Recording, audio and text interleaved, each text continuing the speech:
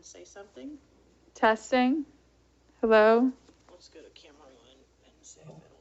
Yeah, now it's moving. Okay. Okay. All right, so you can go back to the yeah And then the stream starting soon. Push it a little harder. I pause this.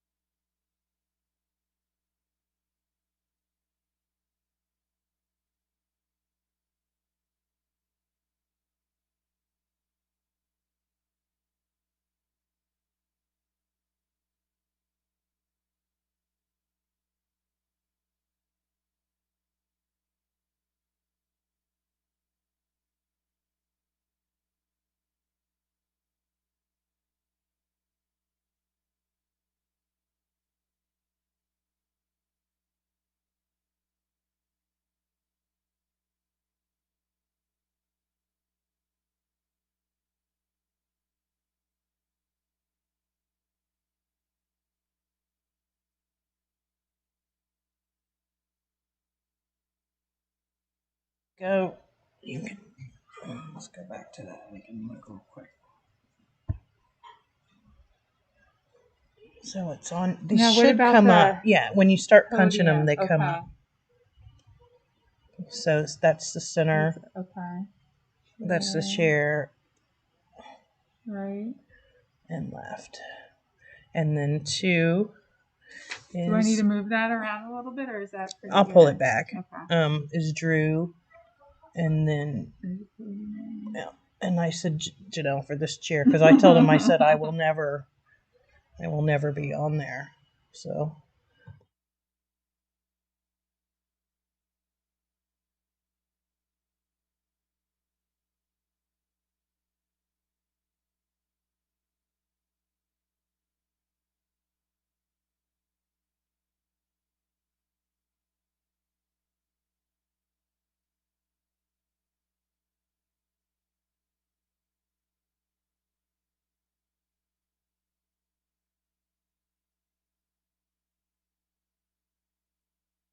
Not pulling. Oh, there we go. I see you.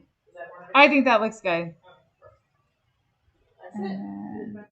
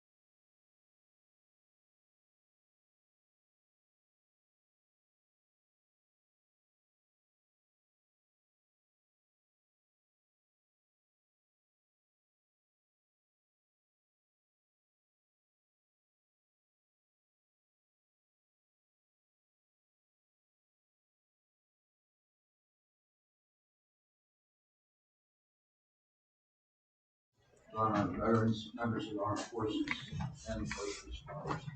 Mary, please.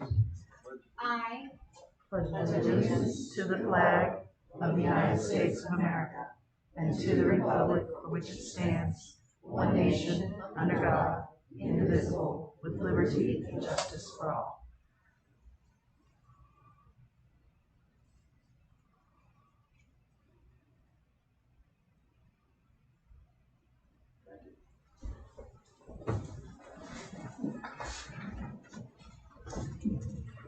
All right, before we get going too far along here, just want to say, looks like we'll be starting a new era here at Flagler Beach. As many of you have noticed, we've got a new face in the city manager's seat. Choosing the city manager was a lengthy, rigorous process, and we all took it very seriously and chose what we believe was the best candidate.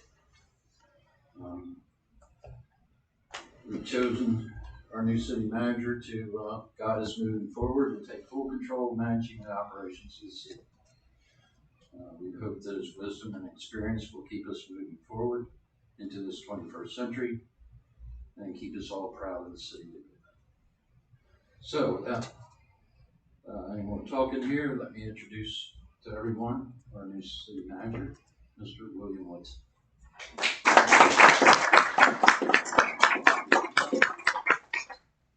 Okay, that out of the way. All right, proclamations and awards. None that I'm aware of, correct, Mary? no. Okay, deletions and changes to the agenda. Mr. City Manager, changes? Anybody else? Any question and changes?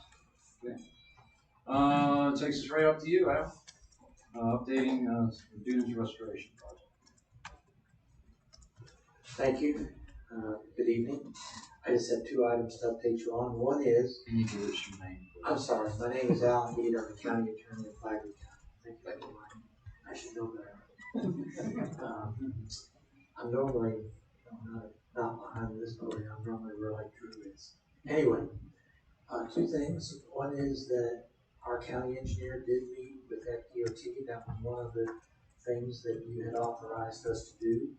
And they are prepared to begin their meetings with you concerning annual funds for maintenance of the beach. And I've already talked to Mr. Woodson about the details of that. I know that he's also talked to our county engineer.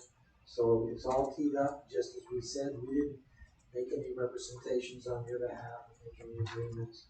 The idea was, let's just get the ball back rolling on this subject and get them get their administrative leadership focused on it. So that's been accomplished. So that's a good thing. Second, the last time I was here, as you know, we were very concerned because I think it was that day of the meeting that the House, was it the Senate? The House had passed a bill which had a hard stop on the duration of emergency powers of 42 days.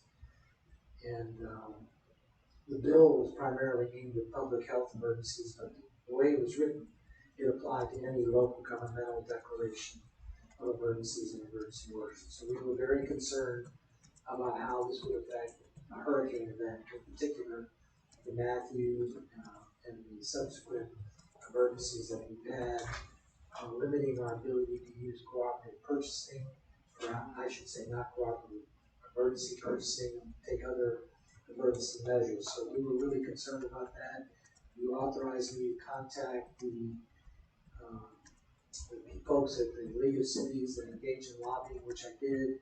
And then I think I did report to your clerk and to your attorney that we were successful in getting an amendment into the final bill that accepts the requirements of the bill and limitations on powers and a number of other restrictions that burden the ability of local government to react to emergencies, to not have any of those words applicable whenever it was a hurricane or other weather-related emergency. So that amendment went through. So we thank you for working with us on that. Representative, just in case you want to know, Representative Tom Leake. Leake was the member, he's from Volusia, was the one that inserted that amendment. And what he did was he took the Senate bill, added it in there, and I think he went back over, so it got adopted. It was, I mean, literally within the waning days of the session, we were able to get that accomplished. I think we really, from the time we noticed the problem, which was a Thursday night, literally only had 6 working days to get it done. What we got to do. Well, thank you very much for your efforts on that. Oh no, a lot of people helped, and we solicited St. Johns County. We connected with Monroe County, who had faced you know what kind of weather-related emergencies they have. So that had a tremendous effect. So we just sort of got a coalition together, and we just pushed forward until we got it. So that's it. Thank you. Got a question or two, and maybe somebody else will as well. The commencement date on the Army Corps project, we're looking at November, hopefully this year. Might be November, might be after the first of the year. Okay. It'll be before the following hurricane season. You know what I'm saying? So, August before that. Yeah. Okay. These easements, unattained easements that may have to go to court, how long is that going to take to go through the process? I don't know, we're actually in negotiation to avert court. We've got 3 potentials out of the 4. Well, there's 5 properties. We have 4 properties of the 5, and we have active efforts engaged. So that means that we have the one person with the 2 plots might be negotiating. No, we're actually in negotiation with the owner of the 2 plots. Good. So that's the northern stretch. Right, that's right. Anybody else have any questions for him? No. Thank you very much. Thank you, Al. All right, so takes us up to legislative session update. Special Ed Fernandez. Good evening. Good to see all of you, and good to be seen. And I've met some of the new commissioners today, and the mayor. We usually don't. Just so I'm not playing favorites. Can you tell us? Edgar Fernandez, Anfield Consulting, and my business partner Frank Bernardino came with us over today. Thank you, Mr. Chair. Normally we don't come this early after session, but we want to take the opportunity since 2021 have been a challenging year and a half for all of us, and we want to spend some time with the new members of the commission and meet the new manager, and to go over some of the things that went on this year. But I want to first thank Rick, Penny, Kathleen, and Janelle for their support in the last year. Without the staff, there's a lot of things that we can't do to get the things done in Tallahassee and coordinating with the staff. I want to thank them for their support in the last year.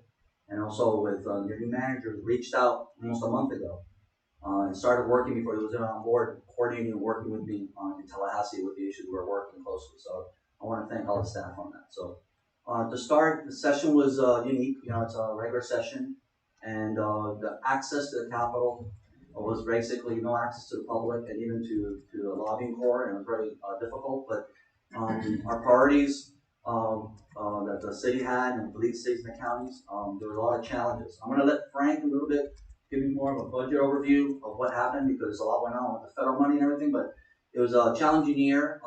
More bills were passed this year, a higher percentage, but less were heard this year because of the lack of access to the Capitol to the public. So they were able to get more business done through the process, and there was less funding requests this year. Because everybody thought it was going to be a lower budget year. So out of 1,600 regular member projects, it was 1,000 requests. Not all were funded, but just to give you a perspective of the kind of session that we were having this year, and they finished on time. But I'm going to let Frank, you all received a supplemental report. We just finished it last night, yesterday. So basically, the governor, and I'm going to give you a visual.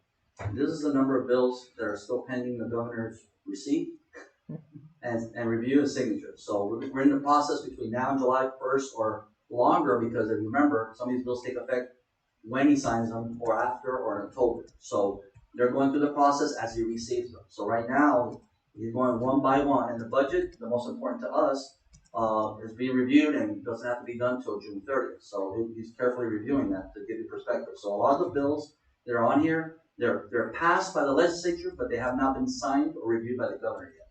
So if you've got time, you want to review, you have questions, especially Commissioner Phillips, we're able to meet today, I have time tomorrow, or anybody else after the fact, we can communicate and get you more detail, because there's a lot of things in these bills that are either making us do new things as a city, or telling us not to do anymore as a city. A lot of the home rule issues, preemption, were a lot of bills this year, you notice on the report. So I just wanted to take your time, look at it, we've got plenty of time to work on them. There's a lot of veto, folks trying to push for vetoes, so just look at it, we've got some time to interact, okay? I'll let Frank talk a little bit, and then we can later on interact and answer questions on your, on the bills. Okay? Good evening, Frank Bernardino, Anfield Consulting, part of your lobbying team. So this is truly an extraordinary year with regard to the state budget. Going into last year's legislative session, there was a projected $5 billion shortfall, $3 billion in the current fiscal year that ends June 30th of this year, as well as $2 billion in the fiscal year that starts July the 1st. But by the fourth quarter, the state's economy, in part because we slowly started to open up, and also because of real estate transactions, as the mayor, we had a good discussion about that earlier today, knows, the state recovered financially to the point that when in January the Revenue Estimating Conference met, they determined that there was in fact a $1.5 billion surplus over the projections that they had made in June. The good news also was that in the period between June of 2020 and December of 2020, the state had been very aggressive about directing state agencies to not spend dollars that they did not need to spend. So a significant amount of money was reverted back to the state budget as a result of that self-tightening of the belt. So going into this year, we had that $1.5 billion surplus, plus in addition to that, the federal government, through the American Rescue Act, allocated $10 billion to the state of Florida. So this is an extraordinary year. We went from looking at a deficit to having an over 10% increase in the state budget. The state budget went from $93 billion, just under $93 billion last year, to $101.5 billion this year. Enormous growth. The state has never had a 10% growth in the budget. But where it's significant is that it creates opportunity, and the state saw the need to invest that money in infrastructure. So there's a lot of pots of money that are going to be available to you in the coming year and 2 years in critical areas of state infrastructure. Now, we've met with the manager, we've discussed some of this. I know that we're going to strategically, after you have your strategic planning session, we're going to identify those particular pots of money that best suit your needs, when the state is going to make those funds available, and we're going to go after them. I'll highlight some of them. The state is allocating $100 million on a recurring basis to resiliency initiatives. But in addition to that $100 million, they're putting another $500 million, $500 million this year out of the Rescue Act funding. They're putting in $600 million this year for wastewater-related projects. That's subject to sewer conversions or other wastewater needs that communities may have. Historically, the state has provided $50 million a year for beach renourishment. This year, they're providing $150 million for beach renourishment and coastal protection projects. So as you can see, those are just some examples. We have $40 million for alternative water supply. I know that there's some interest on the part of the city to perhaps dabble into reclaimed water and the production of reclaimed water. That's the kind of pot and funding that you will be able to access in order to promote a program like that. So there's a lot of opportunities out there. Also, the good news is that unlike state appropriations, those historically don't necessarily require cost sharing. They're enhanced if there is a cost sharing component to it, but there isn't a requirement for it. And then last but not least, your priority. You asked us this year to secure funding for your wastewater program, your wastewater plan. You wanted $850,000, and your delegation, Senator Hudson and Representative Renner, were able to accomplish that. So we have full funding for that project for this year, which, as you know, is quite an accomplishment. As Edgar indicated, none of this is done until the ink is dry or the governor has put away his red pen. We're actively reaching out to his office, and we encourage you, if you have any relationships in Capitol or folks in Tallahassee, to please impart the importance of those projects and that project in particular. And so we'll see how it goes. What a lot of people don't understand is Edgar is correct. The governor has until June 30th to sign the budget, but he cannot sign the budget until it is presented to him. Any bill that passes the legislative process does not get automatically transmitted to the governor for his action. The presiding officers, the Senate President, the Speaker of the House actually have to sign a transmittal memo or letter and send it to his office, at which point a 14-day clock starts for him to either approve, or veto, or allow it to become the law without a signature. The budget has not been presented to the governor as of yet, so that clock hasn't started, but his staff is taking a look at these appropriations. We've already been in contact with their office about your project, and so we'll continue to work on that. You have a full report with pages upon pages of numbers. If there's any questions that you have, now or later, we're happy to answer those. And the letter that the city sent out has been transmitted by the city to the governor's office and also to the policy staff. And our delegation is actually actively working on that funding. On the priorities on the policy issues, Commissioner Mealy is very active with the League of Cities, and we communicate a lot. But I also, invite everyone, when you have issues during session or throughout the year that you're working on, reach out to us. I don't know the manager's a conduit, but reach out to us and ask us questions so it helps us formulate better programs in the future. Because as folks should know now, we're finishing session. In September, we're back in committees, but we go into an early session next year. We go into reapportionment, redistricting, and then we have elections next year. So we're not going to start in January, but the committees start in September. So whatever we need to work on proactively, this is a good time with your strategic planning to work on your priorities. And our approach has always been, we try not to have 100 priorities. We work closely with the league and the Association of Counties, but the city's priorities have been the funding for the plant and also several policy issues. So on the policy side, vacation rental died again this year. Leadership has now leaned more towards local government on the Senate side and the House, where they want local governments to keep their control, but they wanted the state to keep some control on the web portals and on the taxing issues. And so the legislation kind of fizzled out because the House didn't amend that language. So we're not sure if it's going to come back, because I think the Senate's going to stick that position for the next few years. And then there's several other bills that were out there that died. So on that report, we only put past bills. So that way it's 50 pages of information. So I don't know if there's any questions on the bills on the report. I don't know if you had time to review them. But there was, how many bills we passed? 600 and something bills passed. So it's a lot to still take in. At the last minute, as the Flagler County Attorney said, a lot of bills get amended. So as Penny knows as clerk, you need to clean them up, amend them, and then make them enroll bills. So that process has been going on for the last couple of weeks. So you're seeing bills now coming out a little cleaner.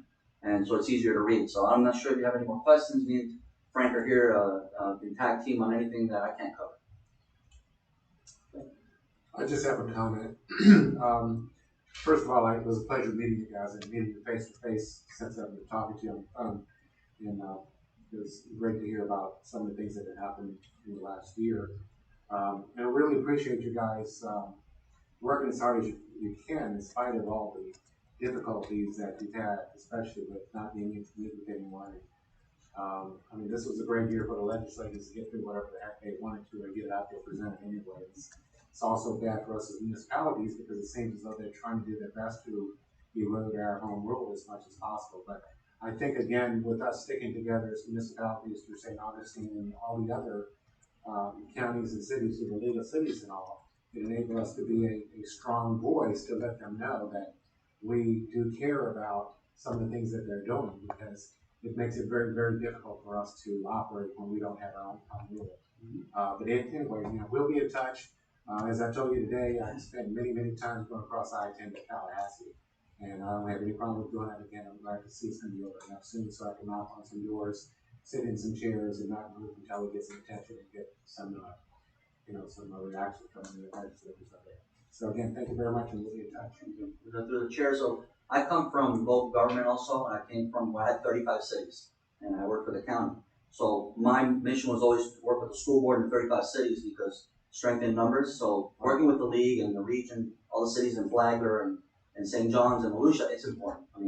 We don't get anything done and we're gonna work together. So that's the key message I always let folks know from my experience for 30 years doing this. Thanks, sir. I just want to thank your firm for everything you do for us. And you've kept us informed throughout this session, and those of us who have been following it, appreciate it. And the last note's on the non-session issues. We're working with the manager on strategic planning throughout the year, working with you with the district and other programs and the Army Corps and DOT.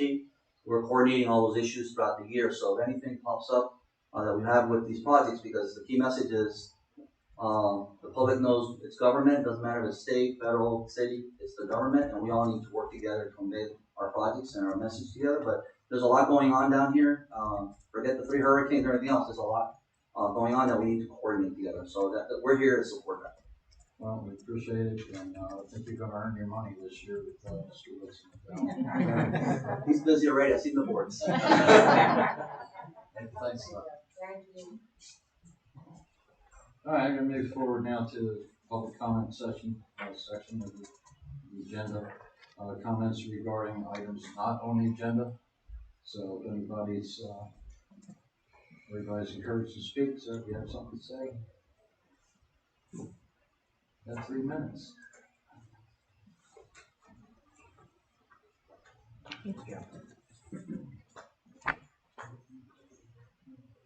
Hi, I'm Kim Carney, Palm Drive, Flagler Beach. I contacted Rick and Bellhumor and then Commissioner Bryan about trying to help at Veterans Park. And luckily, Commissioner Bryan had already started somewhat of a cleanup or beautification. So I asked him what he was doing. He asked me what I was thinking about. So I took the opportunity to come here tonight, and I plan on working with him Saturday in Veterans Park. I do have a request to put some foliage around the monument. So evidently, Commissioner and some folks cleaning that monument off. I did consult with 2 nurseries locally to get the best plants, and believe it or not, they both picked the same plants for high salt tolerance, low profile, and low maintenance. The little monument, or it's not that little, but 4 feet by 7 foot, there is area around there that would be planted with 10 Bloom My Mind plants. That's the common name. I don't know what the real sophisticated name is, but they do have a little blue bud on them. They will flower throughout the year. They did a layout for me. We will use the lava stone and the weed barrier that's already there. At the fountain, they are suggesting 12 Carissa Emerald Blanket 3 foot on center. It does flower, but it's not, you're not buying it for the flower, you're buying it for the foliage or the green. But we'll add a little bit of color with 8 plumbago, and these are the plumbagos that don't grow out. They grow out, they don't grow up. They're like a miniature plumbago. And they will grow hopefully all year long. So I just wanted to let you know, I did reach out to my friends at Better Homes and Gardens Real Estate and looking for some volunteers. And I did post it on Facebook, and I'll be buying the plants tomorrow if everything is okay.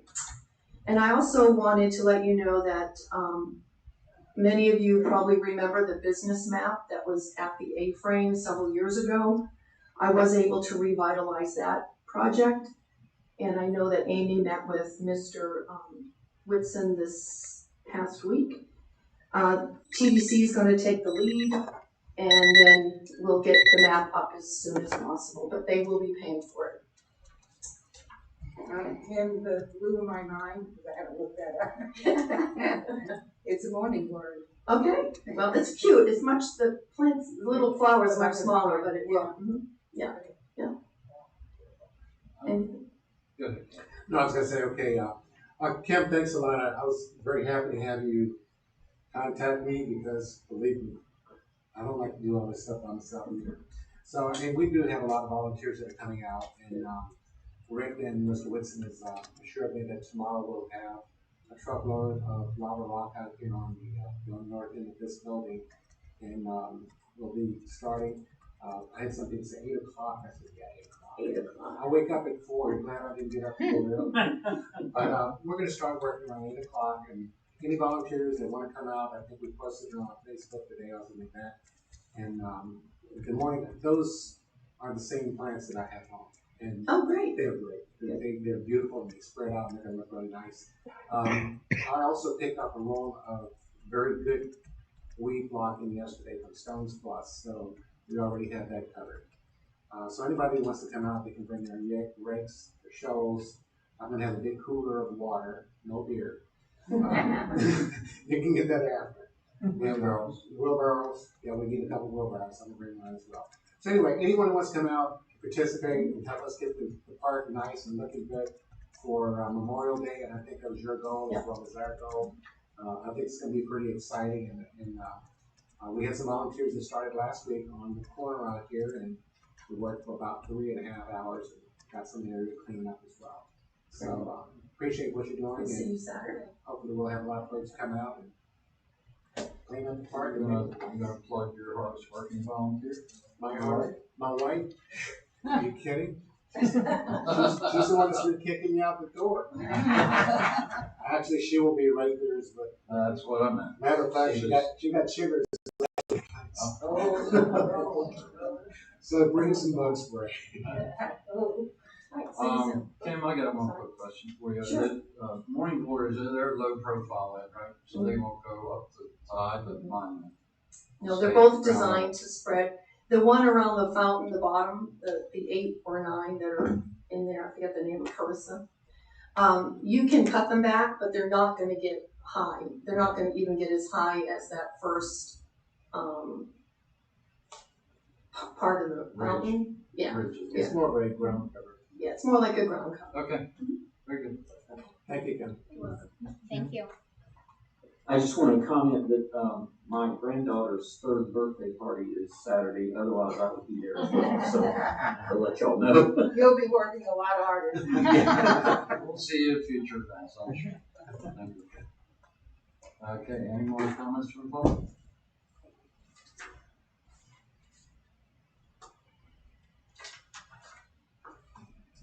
Good evening, Commissioner Bellion and Commissioners. My name is Paul Light. I live on North Flagler Avenue here in the city.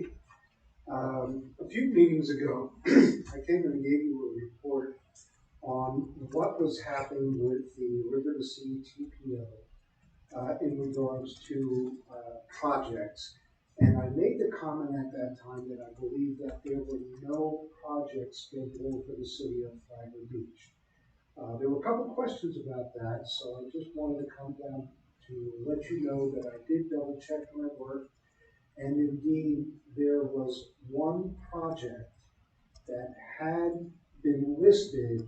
However, it is listed as having been withdrawn by the project director, and that's the hardscaping out here on A1A. So in actuality, the city does not have any projects scheduled for the project year this year. And as I said before, instead of looking at it like what did we miss, I think it's time to look at it and say, is there something that we can prepare ourselves for the following year? If there's any interest in doing that, please let me know. Next month is my last month as chair of the Bicycle and Pedestrian Committee. They will elect new officers.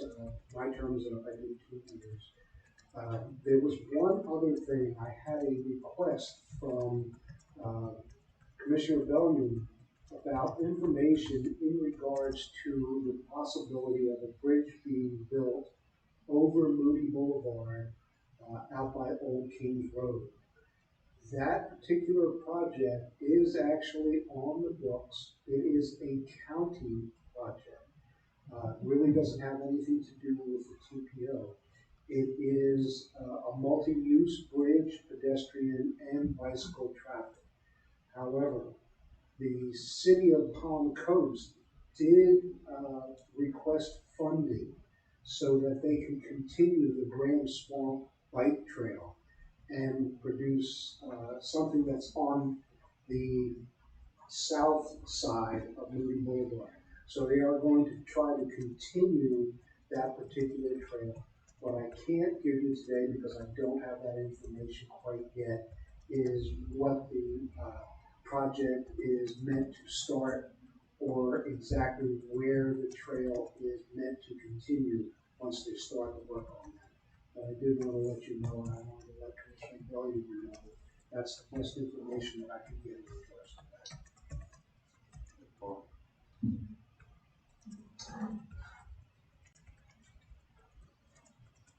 Any more comments from the public?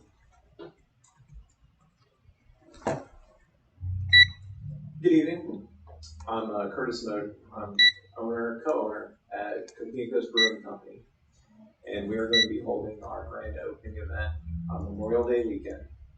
And on the 28th, we're going to be doing a ribbon cutting ceremony, and I wanted to invite Mayor Johnson and the rest of the commission. It's going to be at 6 p.m. and we're going to have music that evening. We'll have music all weekend long. Our biggest day is probably going to be Sunday, but we will be doing the ribbon cutting ceremony at 6 p.m. on Friday, the 28th. In the calendar. Are you going to have some other activities there as well? I know that we've talked about some other things you're going to do. You have music and We've got music. We've talked about doing some raffles, some giveaways, stuff like that. We'll have the regular games that we have out front as well. We haven't. We don't have all of the details set to set just yet. So it's on the 28th. Yes. You're going back and forth. Thank you. I was referring to the weekend, that in total, but it'll be the 28th that we're doing the ribbon cutting ceremony. We're going to have 3 bands on the Sunday before Memorial Day, but we'll have live entertainment Friday, Saturday, Sunday, and Monday. 3 bands back to back on. Yes. Yeah. There'll be about an hour in between. All right, thanks for the update. I'm sure you'll see some of us there. Great. Thank you. Thank you. Looking forward to it.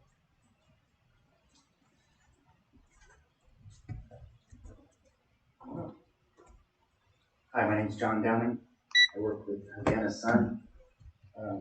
If you're familiar with Ron Rice from Hawaiian Tropic, back in the day, he sold Hawaiian Tropic, waited several years for his non-compete, and while he's doing that, he invented his new product. Okay. He informed me that he's donated 350 bottles of sunscreen to the lifeguards for a year in Volusia County. I'm doing a lot of promotions and things and getting the name out here in Flagler County. I control all of Flagler County for Ron. Vern Shank, the radio guy down here, owns a radio station. He's gonna do some, if he wants to do public service announcements, and we'd like to be able to officially say that we are the official sponsor of the Flagler Beach Lifeguards sunscreen. Never done this before, so Eric told me to come up and mention it to you guys, and I don't want to do any promotions or anything without the city knowing and using the official, and that'll help, obviously that's with sales, but also you're going to get a lot of free sunscreen, and the lifeguards will, and while these other people were talking, I was thinking that possibly, if you guys would like, we could probably donate some sunscreen to all the workers in Flagler County. So you guys can have sunscreen for all your employees and people for the city. I use it a lot. Believe it or not. I do.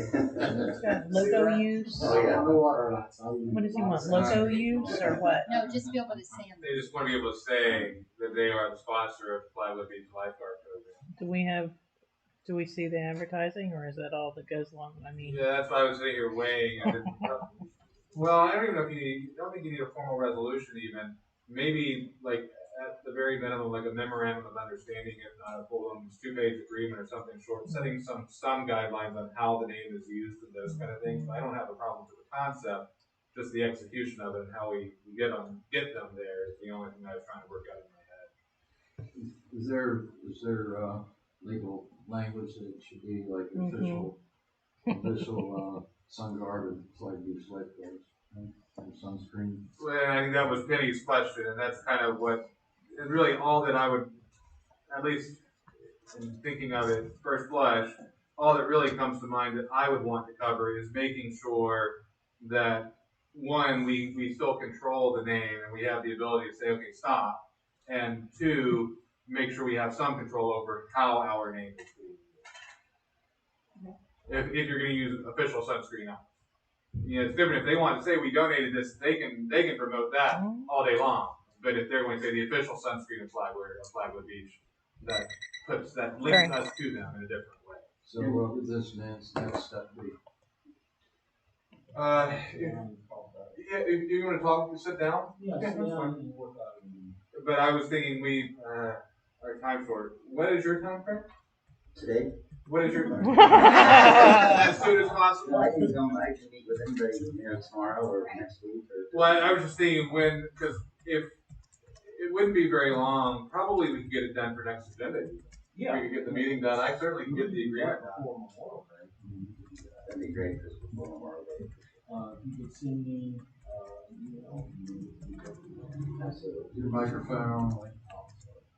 you just send me an email. It's W Whitson, Whitson, WHITSON at cityofFlaglerBeach.com. All right. And I'll look for Havana Sun somewhere in your email, right? Yes, you will. Okay, all right. And that's it. Thank you very much. I'd like to. I have a quick question. Yes. This one's actually for Tom. Has anyone donated sunscreen in the past? Yes. Big quantities like this? We've had it donated. Okay. Never any official. Oh, okay. No one's ever asked, so you look what you get. No one wanted to use our logo and put it in their advertising. No. Okay, great. Just a question. We need to talk to him too, so. All right, Thank you. That's the difference. All right. Anybody else? All right. Seeing none, I'll close the public comment portion of this agenda and move forward to our consent agenda, which is approved minutes of the regular meeting of April 22nd. And comments and discussion. Make your motion to approve for consent agenda. A second. Okay. Any questions or discussion? All right, I'll open this up for public comment. So does anybody have any comments in reference to the minutes of the regular meeting at April 22nd? All right, so now for public comment and we got a motion and a second. All those in favor, say aye. Aye. Any opposed? Passes unanimously. All right. General business. Consider appointing Patty Powell to Personnel Review Board. Penny, it's got your name on it. Yes, sir. At your last meeting, you appointed 3 members to the personnel board, and unfortunately, Mr. Harrington is no longer with us, and he was a member on that. And I felt that since the voting was so soon, that you could just appoint the person who came in for us today. I'm good. Yeah, so, you need a motion on that? Yes, I do. I'll make a motion to appoint Patty Powell to the personnel board. Second. Which one was the second? Any comments from the public? Okay, seeing none, close public comment. All those in favor of the motion? Aye. Any opposed? That one passes unanimously. Okay, consider applications to fill the planning and architectural review board. See, has reached its term. Right, and if you, up on the dais, you did have a revised scoring sheet and one more application that was received today, which I did notice, and I did note on your original packet that if I received any more, I would provide them and update your sheet. So now you have 4 candidates. 1, 2, 3, maybe all 4. I know 3 are here, possibly all 4 are here, and are ready to answer any questions you have. Okay, well, typically we invite the applicants up to share their reasoning for wishing to be appointed to the personnel, in this case, the Planning and Architectural Review Board. I guess we'll just go down the names here in the order they're in, and see if anybody wants to speak on their behalf. Paul, start down here, Paul.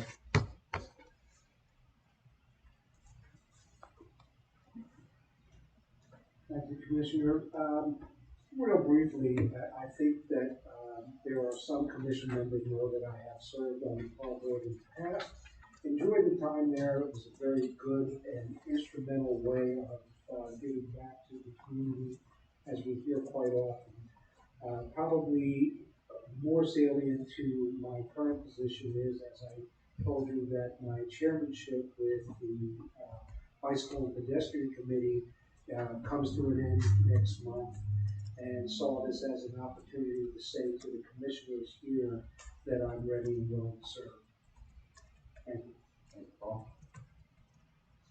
Any questions for Paul? No. Okay.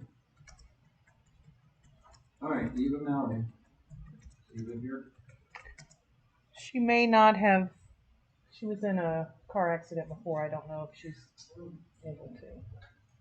Yes, sure will. James Sherman.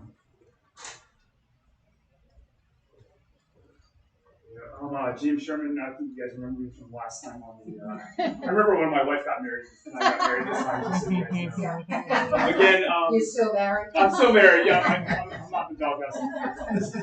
So, again, I'm James Sherman, lived here in Flagler Beach, been in and out of the area about, 11 years now. I plan to be here the next 30 plus years, and I just want to, have a little say and keep our small town small. I read that mission statement, and I just want to make sure that we stay that way. And, I want to have a little say for my daughter that we came back here from Hawaii for to keep, just to keep this small town that I fell in love with when I fell in love with my wife. And I just love it here. And, I just want to serve this community and just give a little bit back. I also work at Embry-Riddle, and I think there's some opportunities. Maybe we could have some of our engineering students come in. I've got some pool over there that I can get our civil engineering students come to look at some of the stuff that we have going on here.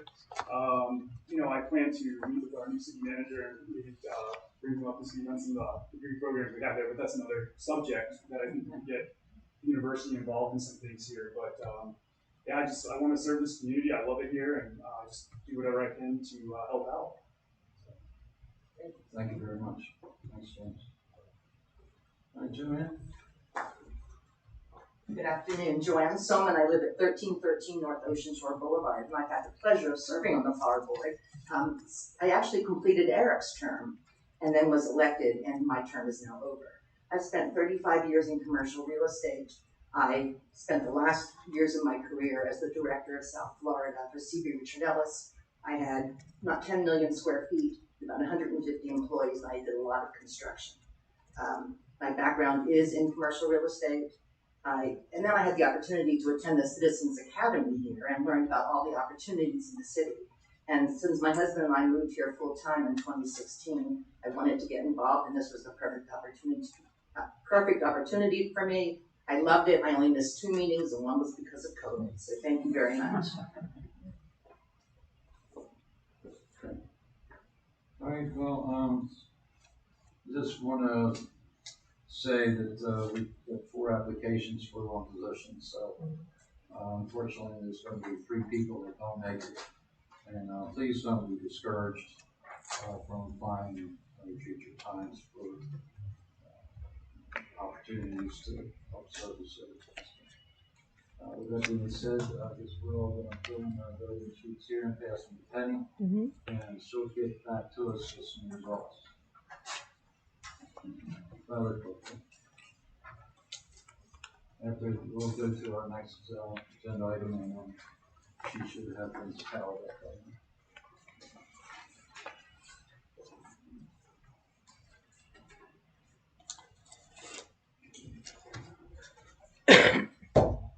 In February of 22, or 3 more seats are coming to term on that board for people interested.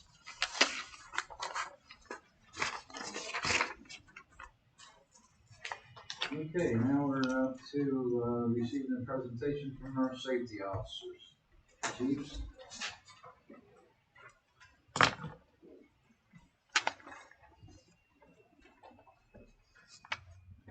And Melissa.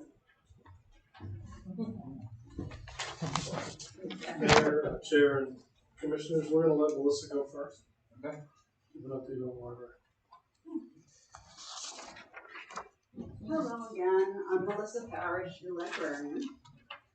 When we met last, April 20th, it was agreed that the library would stay with a limited schedule, and I'd check back in with you at the end of this month. With slight changes in circumstances, I'm here to offer an update. We've been successful with the modified schedule, and the limited hours have allowed us to keep up with the gradual increase in the number of folks we've checked out with people, which are still being quarantined upon return. Although we're making progress out of the darkest days of the pandemic, taking precautions seems like a small investment in the bigger picture. As a safety measure, the quarantining and sanitizing of books before we put them back into circulation still feels to me like a valuable effort and will continue until CDC guidelines deem it unnecessary. The one thing that has changed since I saw you last is the directive from the governor regarding masks. We've changed all our signage to encourage the wearing of masks, but we want everyone to feel welcome regardless of their personal choices. So if it's agreeable for the time being, we'll stick with the limited hours, keep our recommended guidelines and sanitizing in place, and revisit the schedule at the next commission meeting on the 27th. That sounds reasonable to me. I've not heard any complaints. I don't know if anyone else has. I've only heard compliments. Okay, that's great. And thank you for your hard work, and, we know you got everybody's best interest in mind. Thank you very much, I appreciate it. Thank you for the update. Melissa does a great job, and we appreciate her assistance in moving forward. So, I'm Chief Matt Downey and Chief Bobby Pace from the Fire Department, your safety team. So since last month's meeting, some positive things have occurred. Opening up special events to 200 people has gone very well. So our recommendation is to double it and move it to 400. Since the last meeting, as Lois alluded to, Governor DeSantis, Executive Order 21102, with regard to the face masks, now it's a personal decision. Although all city facilities that are open for the public are open, City Hall's open, the police department, fire department, building department, masks are highly encouraged, but not recommended. We respect that. So moving forward, we'll continue to keep all our city facilities open. We'll move to 400 if that's acceptable by the board. And working with Bob Snyder, he actually had a Flagler Beach event for inoculations where they gave out vaccines at 4 different restaurants in the city of Flagler Beach, which working with Bob and his staff to pull that off was fantastic. We couldn't do it without our business owners. So kudos to Bob and kudos to the business owners not allowed the health department to come and give shots to not only their staff but anybody that wanted it. So moving forward, I think we're on track exactly where we should need to see. We're here for any questions. Chief, I have a question. Yes, ma'am. Is the police department open? Yes, ma'am. Has been for a couple weeks. The front lobby is open Monday through Friday from 8 to 5. If you've got prescription drugs you want to drop off the drug box, that's available. We're going to have another event sometime probably August. Keep your fingers crossed for that then, right? What's that? First Friday in August? We're still on track for that. So we'll move forward and provide recommendations next month. And the plan that we had laid out a couple of months ago, we try to be Nostradamus when we predict these things. And as of right now, they've come to fruition. We've been very successful. So I think moving forward, the plan that your safety team has put in place has been cautious yet optimistic, and things are going very well for us. And that, Yes, sir.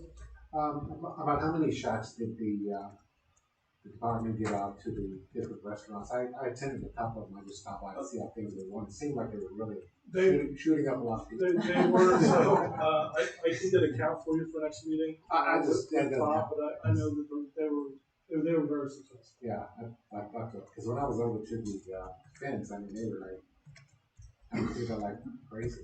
They were going shot for shot. No, not quite. Maybe not literally. Figuratively. I think it was very successful, and to be able to pull that off in the amount of time that Bob did with his staff at 4 different locations, I think it's pretty special. That's the unique part of our city is to pull something like that off. Awesome. So after directive from the CDC today, things may change even more quicker than anticipated at this point. So time will tell. Time will tell. Yeah. And again, I always think to move forward, being cautious is optimistic. Correct. Understood. And Chief, any questions for the Chief? Good job, Bob. He gets off easy. All right, well, we've got Penny's tabulated the votes, and Joanne's going to be appointed to her seat. Very nice. Okay.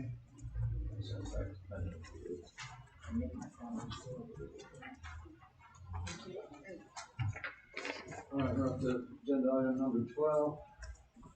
Drew. Resolution 2021-15, a resolution by the City Commission of the City of Flagler Beach, Florida, amending Resolution 2021-08 to amend the bank Pop the button. signatories. Smack it. Smack it. Signatories for the bank accounts of the State Board of Administration, Florida Municipal Investment Trust, and SunTrust Bank, providing how said funds may be withdrawn, providing for conflict, and providing an effective date hereof. I don't think we have any questions up here. Reason we're doing this is because we're a new city manager. He'll be able to sign some paychecks. So, other means of payment and transfers. So, any questions from the public? Any comments from the public? Seeing none, I'm putting back here for the motion. Motion to approve resolution 2021-15. Second. Commissioner Bryan? Yes. Commissioner Mealy? Yes. Commissioner Phillips? Yes. Commissioner Bellhumor? Yes. Almost forgot what to call him from that. Okay, resolution passes unanimously. And move on to the next resolution. Resolution 2021-16, a resolution by the City Commission of the City of Flagler Beach, approving a highway lighting maintenance and compensation agreement with the Florida Department of Transportation, providing for conflict and an effective date. Mr. City Manager, you want to explain what this is for everyone, please? Thank you, Mr. Chairman. This is a routine agreement that we have with FDOT every year, and where they summarily give us less than what it's worth, and we agree to do it because they're the state. Never had to quite explain that. Maybe we can fix that next year. We usually make money on this. Well, that's what I read here in the. Yeah, I'm sorry. I'm thinking the grass mowing. So yeah, I think we're better shape in this. Yes. So yeah, I was looking. Thank you. Where we compensated 58,000 and only spent 26. Okay. Can we get some more? Let's do that with the grass. Yeah. May I have another sip? All right. Any comments from the public? All right, bring it back here for any discussion or a motion. Motion to approve resolution 2021-16. Second. I'll take the second. Commissioner Mealy? Yes. Commissioner Phillips? Yes. Commissioner Bryan? Yes. Commissioner Bellhumor? Yes. All right, next resolution passes unanimously. And now we're moving on to the next one.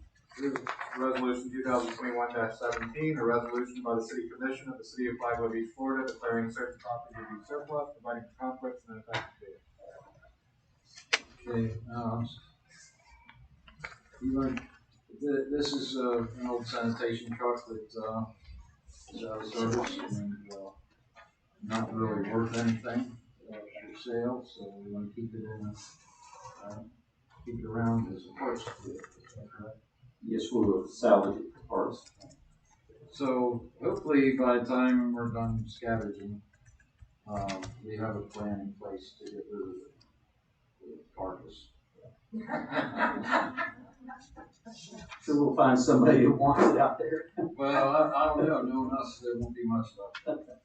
Make a beautiful planter. Yeah, well, Could be modern art. Yeah. all right, well, that's what this resolution is, that we're gonna take this thing really out of service, so we don't have to insure it anymore, because government. Any comments from the public? Seeing none, we will take the motion. I will make a motion to approve resolution 2021-17. Second.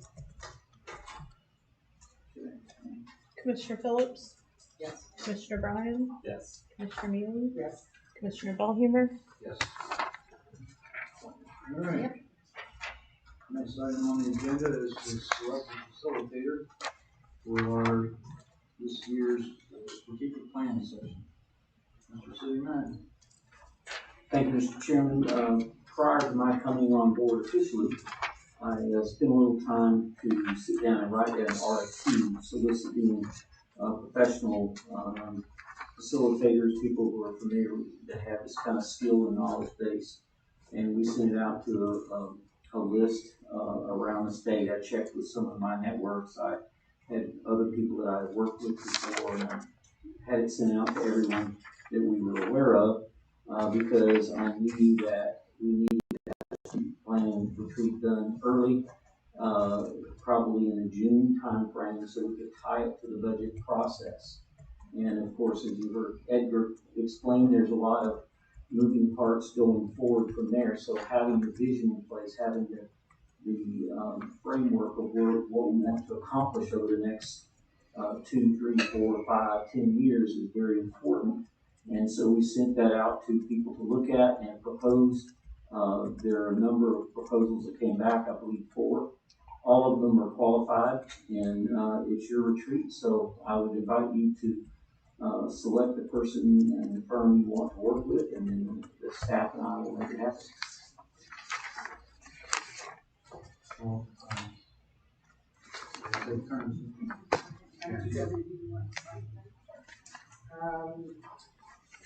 Having been through these meetings before, I kind of like that we, in a more informal setting, come up with formal things that we do. So, some of these proposals bring me back to the nightmares of staff development when I was teaching. And meetings that I had to sit through with too much guidance and not enough input from people that make the decisions. I'm not a touchy-feely, like I said this to Ruben yesterday, I'm not a touchy-feely role-playing kind of person. I would like our meeting to just be us with some guidance from the leader, talking about what we want to do with our city, or our city, have our city do for the future. So I propose going with Nancy Kaufman because she is familiar with us. She's worked with us for 4 years, I forget how long. She kind of knows how we work and what the city's like. She's local. She lives in Palm Coast, knows the city well. The others to me were too much. I don't know the right words. Yeah, that's good. So that's my feeling. Chairman, okay, few comments, okay. I also agree with Nancy Carlton. First of all, she's less expensive, she's local. I don't know her. Obviously, Commissioner Neely does, so that's my recommendation to go with Nancy Carlton. Yes, I'm up. Comments? I looked at all of them, and they all seemed like they would do a very good job, actually. One I just kicked out the park pretty quickly because the cost was totally put out. It was cost prohibitive. I mean, I couldn't see that kind of cost involved. I did like Nancy as well because she is local, and I agree that the vision that she has and with the description that she has with what she's going to do with what we're looking for, seem to be in line with what I think would be appropriate for our commission in this timeline. So I'm also in favor of Nancy. Well, I guess if we spend more on a facilitator, then you could get us better food. Think so? Maybe. You're in some moods today. Yeah, I guess so.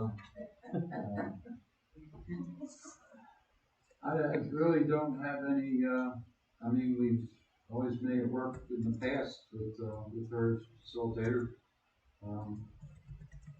It follows our way of trying to be modest with her spending. Although I would really,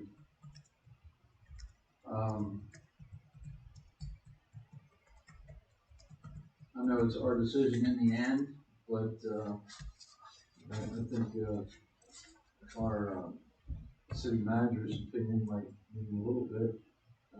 So I'm going to ask him what his thoughts are on the applicants. Well, my opinion is it's your retreat, and you have experience with this individual. If you trust him, I do. I have worked with one of the individuals that proposed in the past. In fact, in full disclosure, I facilitated a retreat with him in Miami Lakes as recent as in March of this year as a consultant before I came to work here. So I know he's really, really good. But if the consensus is to work with the local person, and is it Nancy? Yeah. Then that's fine, because from my point of view, they all responded to the RFQ. They're all qualified. I could work with any of them. So, whatever you decide, that's my person, and then we'll make it happen. Okay, just want to make sure you have all the tools in the toolbox that you need to take this forward. Okay. And just so y'all know, my vision is that once we have the retreat, that this individual would produce a report that feeds back what we said. And that way I have a framework document that I can then use to tie to the budget discussion that's right on the heels, and then we can further use that in our legislative strategy that would go forward from that point. And Nancy always does provide such a report. Okay, so are we going to be picking a venue? This is our time as well. Yeah, there's two decisions. One is the facilitator, and the second one is where. And where will be determined when. Because some of them will put it in one area. There are a few. I had Janelle doing the footwork on this, and of course, a lot of the places, unless you had a specific date, they just couldn't or wouldn't provide too much information. I was also just advised by Chief Downey earlier at the beginning of the meeting that Amy from the TDC has offered the conference room at the TDC building. It's on the 3rd floor and holds about 30 people at no cost as well. So that is one additional venue. It's behind the former chamber where we used to meet. And then you have, your other selections on here to choose from. I've actually been in that conference room up there when I first met you. It's pretty nice. Mm-hmm. I think, if we selected that, then it's just a matter of selecting a caterer, having Chief Downey bring food into it.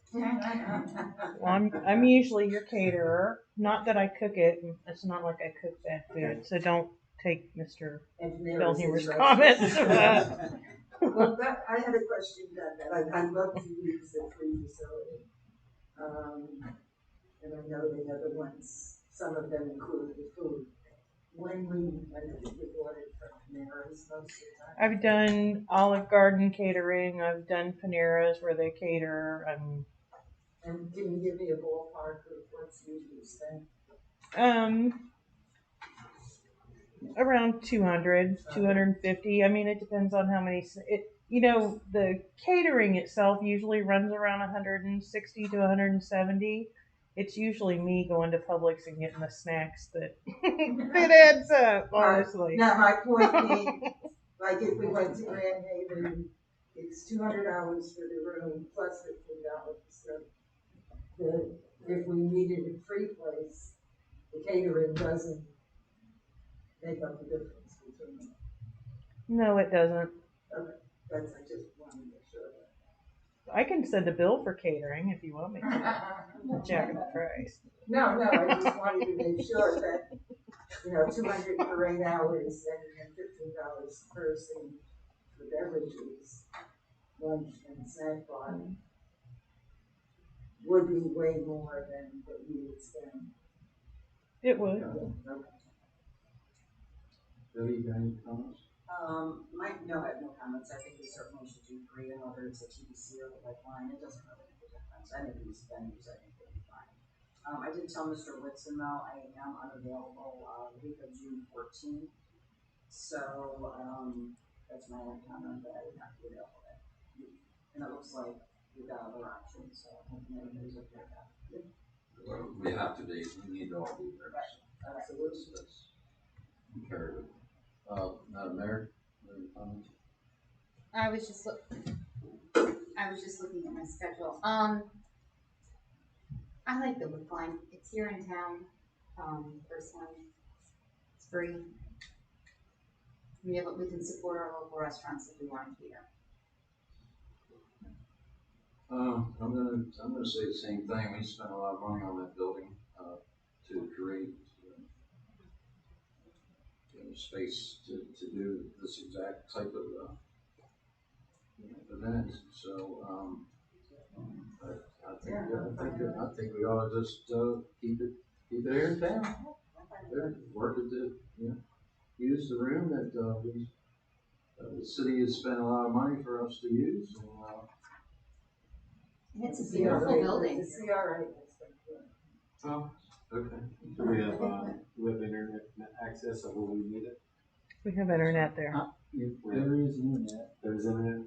Yeah, there is internet, and yes, we would use it, and so I think that would work. There's a big screen, television in there that we can use for. The projection, exactly. And my computer can connect to it. It would be the same. I'm your IT server, caterer, feeder, greeter, cleaner. You name it, I got it. I'm going to help with the cleaning. All right, well, so Well, do we have a if you don't consensus have on a venue? I just want to know, you don't think that would work out? That room? Honestly, I haven't been in there since they've completed it. So someone who's been in there, will it hold 24 people and any members of the public who may want to come in? In a boardroom setting. Rick is here. He has a very good idea. Rick, that's true. Let's get you. I mean, has the fire marshal been there and put a cap on that? I don't even know. I honestly don't. I would have to do a square footage calculation, So but the big room has an atrocious echo. The smaller room has the sound panels in. Mm-hmm. The big room is terrible. For echo. For echo, yes. Yeah, Liz checked out some of the areas in there would be an echo issue with the larger room. Yes. Okay. Well, thank you for your input on that. There's also, I mean, if you're looking for something at no cost, there's the library reading room, but only on a Monday when they're closed because the public would need access to the restrooms. So. Well, there's a whole lot of room in there. Oh, yes, there is. For that many people. Yeah. Yeah, I've had meetings in there. All right, well. If I could ask the commission, just give us 1, 2, 3, and then we'll work it out. We'll work, the yeah. details. It gives your first preference, second preference, and then third, and then we'll work it out. William, should we write it right on this? Yes, ma'am, we could do that, or just explain tell the me, thing. yeah. You got it. Let's go first. Glen 1, Senior Center 2, Library 3. I'll go with that. I'm But good. wait a minute, the senior center doesn't have Wi-Fi. Oh, they don't have Wi-Fi? Well, it's not listed here. Well, I thought they I had don't- Wi-Fi for the church. For Salty. the church may pay their own bill. I mean, do you want to beg for their password? I don't think they'd have an issue with that, to be honest with you. I So honestly. I'm good with that. I'm good with that. Okay. If there's Wi-Fi, yeah. Kim, good. I'm good with it too. All right. And I'd like to say if there isn't Wi-Fi in the senior center, I'd go with the CDC as. Yeah, you could get just one alternate, okay, the TDC, if all that falls through the TDC, then that way we'll have direction to get that. Correct, that's fine. Okay, and then, as far as consensus on the facilitator. Motion on that one, if you wouldn't mind, the motion to select. Make a motion that we hire Nancy Carter as facilitator for us. Second. Okay. Should we also pick a date? Oh.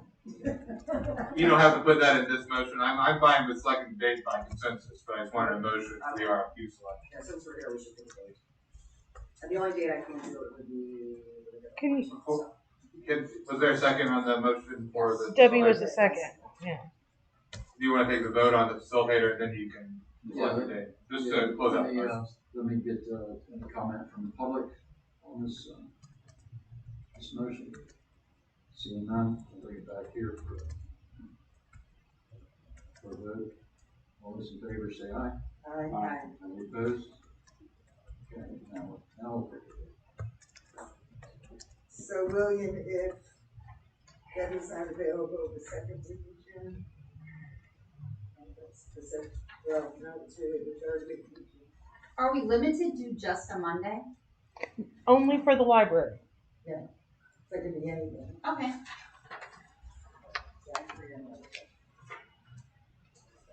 So William, would you prefer the week of the 7th or the week of the 21st?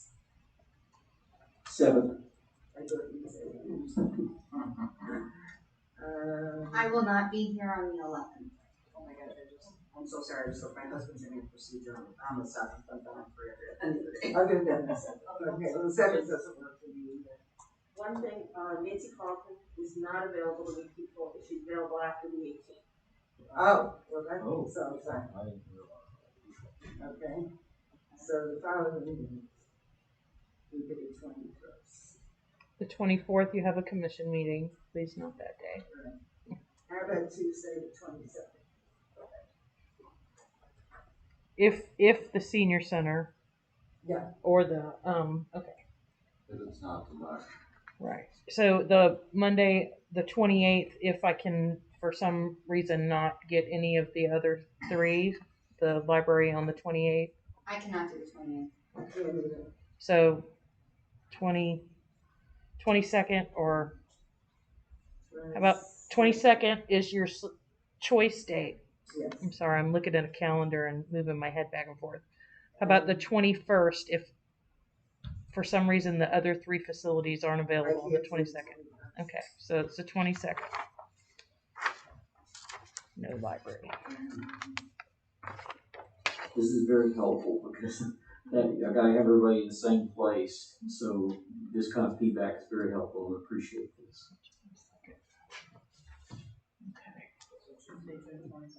Yep. Is that not good for you? I'm just thinking of Eric, and he's not here to speak for himself, so. I know the only day I that do he would have know said no is the 9th. Oh. Okay, I just know that typically Tuesdays is a busy day for him with, So June 22nd.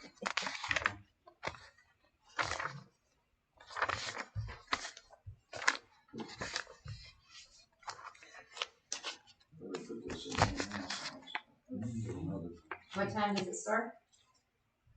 I think we would need to start at least by 8:30, 9 o'clock. We'll have to work out the agenda and obviously we'll send you a draft. Should we make it 9 o'clock so my brain is functioning? Yes, ma'am. We can do that. And we'll have strong coffee. Alright, 9 to, okay. Yeah, it's pretty much gonna be all that. 7 o'clock today.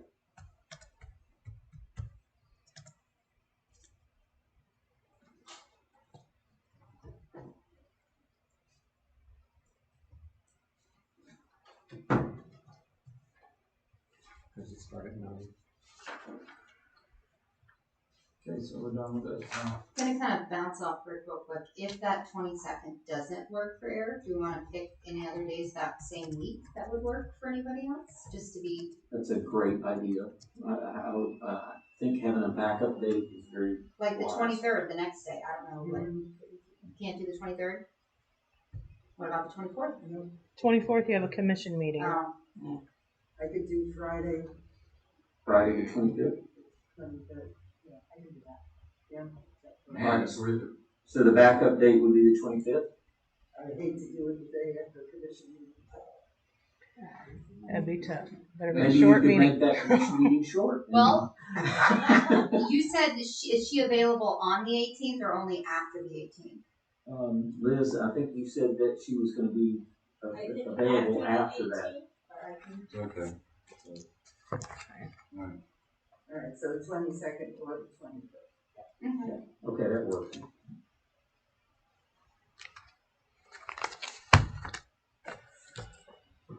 Alright.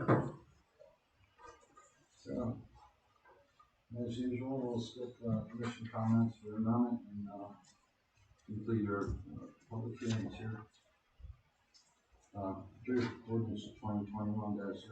Ordinance 2021-05, an ordinance of the City of Flagler Beach, Florida, relating to micromobility devices, prohibiting micromobility devices, micromobility device staging areas, and the obstruction of streets, rights-of-way, and sidewalks by, and regulating the use of electric bicycles, motorized scooters, and micromobility devices within the city, providing for application to existing micromobility device staging areas, providing for codification, providing for severability, providing for effective date. Okay, this is the second reading of this ordinance, and I'm guessing that most of us don't have any questions. So, does anybody in the public have any questions about this ordinance? No. Thank you, Mr. Chair, and thank you, Commissioners. My name is Ed Tunley. I live on South Central Avenue, and I also happen to be one of your representatives and the city's representative to the Citizen Advisory Commission of the Transportation Planning Organization. So I appreciate the trust you put in me there. And we've had a lot of emphasis on safety lately, and I'm looking forward to continuing to work with you and our neighbors to try to make Flagler Beach even safer. And so I just wanted to make a couple points. As first, congratulations to you and to us. I mean, we've arrived. The fact that we have scooters and micromobility here, and we see a need to manage that, I mean, that's a sign of success. It's like one of those indicators, like a brew pub, which we've also got, you know, that says, you know, we are a place that people want to be. And, you know, that's a good thing. Of course, with that comes a need to keep people safe, which of course is your most sacred duty. So as you move forward with this and consider the regulation of these new technology to help people get around, I would encourage you to continue to think about it as an opportunity to make streets safer for everybody. And you know, making streets safer, I think the way a lot of professionals are increasingly thinking about it, including at FDOT, is to say we, as best we can, make streets safe by design, through the design and operation of the streets. And we do it in ways that recognize that we do it for people as they behave in the real world and not how we wish they would behave. So it's just the way it is, but I think when you do approach it that way, people stay alive, and that's particularly important for everybody. But again, that means getting people to drive slower, and doing that through design, and getting everybody to to use the streets and the sidewalks in a way where the speeds are low and everybody has safety access. So, again, it's an opportunity, good for us, we've arrived, but with that, hopefully we can do everything we can to bring down the speeds for everybody and keep everybody safe. Thank you. Thank you. Anyone else? Okay, I'm bring it back up here for any more discussion. I truly feel like we've addressed it as best we can, given the reality that people on bicycles, et cetera, don't stop signs. We've made the rules that we feel we can. Yes, I mean, really, this is dealing with, the main focus of this is the rental operation. Yes. And so we carved out, if it's not a rental, it's not prohibited. We had that discussion last time. So you could go further, but I think the consensus thus far has been to not go that far. So I think it's consistent with the direction that's been given as far as how far to take. Okay, I also have a question or comment. I talked to Mr. Whitson about whether we're going to notify the companies that are actually renting these devices. I think it's really something that we should do because I've been seeing a lot of them lately, more so than I've seen before. So. He was whispering that in my ear that you'd ask that question. And a couple of things. What's in here may or may not cover it depending on what they've done with the city. If they have an existing local business tax receipt for that operation, this will not kick in for them until that LBTR expires. So that's built in. But if they don't have an LBTR as it's written, this would kick in tomorrow. So one way of dealing with that is you could delay your effective date. We could make it effective 30 days after passage, 60 days after passage. So that would be one way that you could kind of give some notice before the effectiveness kicks in. So that option is available. Yeah, I think that's something that we should do. Do we have many people out there? I drove around. I know. I know for sure two are. There are two companies. So Mobile and one of the motels, I believe. Jimmy Santana is not doing it any longer. I didn't really go down. But that's not the company that's renting. Oh, correct. Correct. It's a business. Yeah. Whether we notify the business or the right. We're talking about who's providing the stuff to them. Really, we're talking about the business. Code enforcement, we'd be looking at the flag of each business because they're the one who's allowing it to staging on their property. I misunderstanding. I thought it was the company in Orlando or wherever they are. But no, I'm talking about notifying the mobile or not. So if we had to code enforce somebody, we'd be code enforcing the property owner that it was occurring on, which would be the Flagler Beach business. Okay. So my question is, how many do we have that are actually renting? I personally don't know. I didn't do a count, but when I drove down to the I did notice those two places are still renting. I'm sure they are because this hasn't taken effect. I mean, I was just talking to the mayor. I mean, I'd like to see it effective right now because I almost got run over by one right on the sidewalk last weekend. Right, and I agree with you, but if we don't notify the businesses, they're not gonna know. They probably go to 10 meetings, listen to meetings, how are they gonna know that we code enforcement? Well, they have until their LBTR. If they have an LBTR, and they may just be doing it without having added it to their LBTR. If it's a hotel, they may just be doing it as an amenity to the hotel business, and they never got an LBTR for rental of scooters.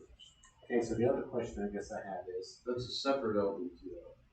Could be, depending on how they did it. So it depends on how they did it. They would not be required to get a separate LBTR. If I have a gas station, I can sell cookies, and then next week I can start selling soda. I don't have to change my LBTR to do it. Right, that's kind of what I thought these people were doing. So they all have an LBTR for their primary business, most likely, right? So that it wouldn't go in effect until that LBTR is up for renewal. No, if they have an LBTR for scooter rental, that's what this currently preserves. It would not extend until the LBTR for the principal business expires, because they'll renew that next year. Then it would never expire if that's how we did it. So that really doesn't quite get there. So if we want to allow it to continue, the easiest way to do it is to delay the effective date. We could also change the wording to build in more time, but I think you accomplish the same thing by delaying the effective date. And as far as notice goes, it is, because it's an ordinance, it is notice in the newspaper. Not, I understand they may not read the newspaper, but. Do we have any clue as to whether there are any LBTRs for scooter rentals? I think if you recess, I could go in there and look. I mean, but if they don't, I don't know what category she would have put that under or code. So actually, no, I can't. I know that some, at least one, has come through zoning review, because I know I spoke to Larry Torino about one. I don't know if that was a zoning review related to an LBTR or just a zoning question that came up. But at the time, I thought it was an LBTR related question. I could be wrong about that. So how do they find it if they don't attend this meeting, if they don't read the newspaper? What do we give them, 30 days or? Somebody will go to them. And I would also say that as far as enforcement goes, I'm sure code enforcement would, as code enforcement always does, the first interaction would be, hey, this is what the code says. But it might generate some goodwill if you built in a time and gave them advance notice that this is going into effect in 30 days. And then you have that process of the friendly reminder and then the code enforcement action. Remember too, in code enforcement, by law, the first thing that we have to do is give an opportunity to cure. So there actually is a lot of time before you get to a code enforcement hearing, even if it were to kick in tomorrow.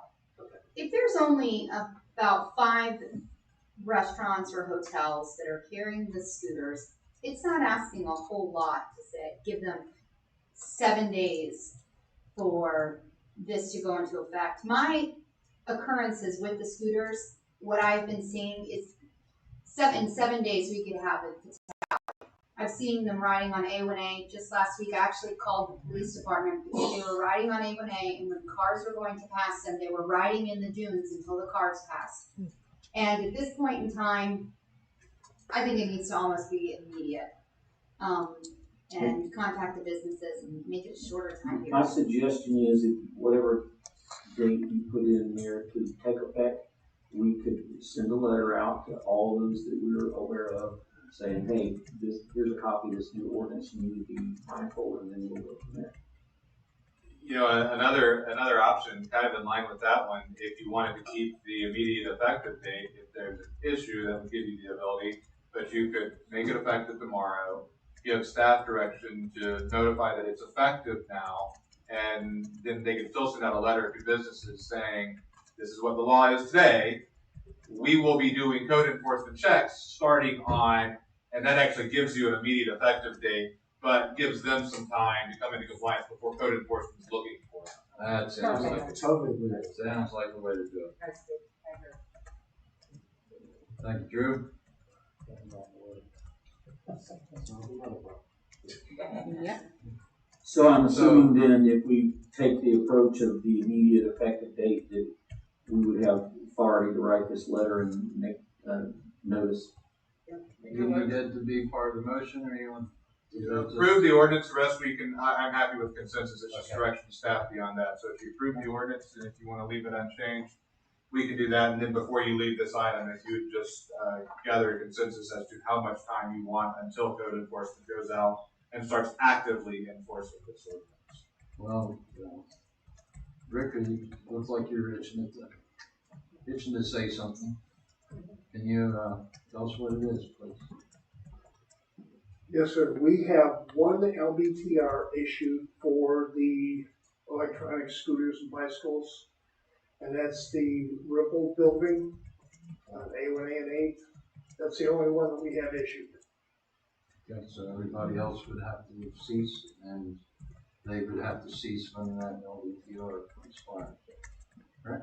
That's right. That's how this is written, correct? So, do you need any special language in the motion? If I kept track of everything, there were no changes made, so it's just approval. All right. Yeah, any comments from the public in reference to any more? Did I close that? Yeah, I've got one. Come on up, Brian. Oh, right, we had Ed. I'm sorry. So my name is Robbie Robert. I live on Cumberland Drive here, and I totally agree with her. 7 days is probably too long, somebody's gonna get killed. It's unruly teenagers, flying around. I saved somebody in Eric's parking lot about 10 days ago from getting ran over, water truck blocking the view of somebody pulling in, and kid come flying by, cutting through the parking lot in the 7-Eleven. I just jumped out there and got the guy to stop in the street, before he entered, come about 3 or 4 feet from hitting the kid, who wasn't even looking that way. He was looking back over its other shoulder at another kid chasing him. So that quick, somebody's going to get dead, and it'll be, a mitigation problem for sure. I'll be happy to carry him around. I see him up and down A1A if where they're at. You print them up, I'll deliver them. That's how I feel. That's all. Thanks, Ron. All right, anybody else? All right, now bring it back. I make a motion that we approve ordinance 2021-05. Second.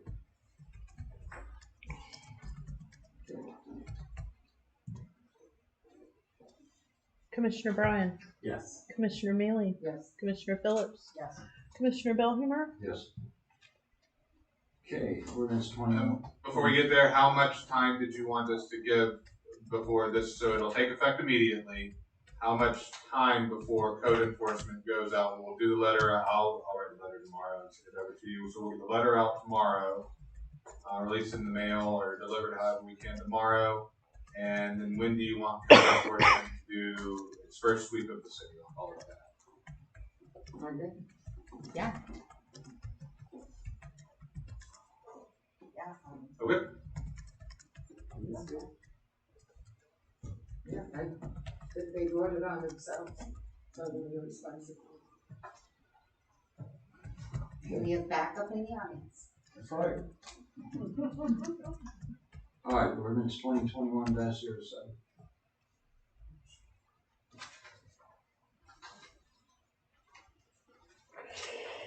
Ordinance 2021-07, an ordinance of the City of Flagler Beach, Florida, approving the Second Amendment to the collective bargaining agreement between the City of Flagler Beach, Florida, and the International Union of Police Associations for the period October 1, 2018 through September 30, 2021, providing for conflict, providing for severability, and providing for an effective date.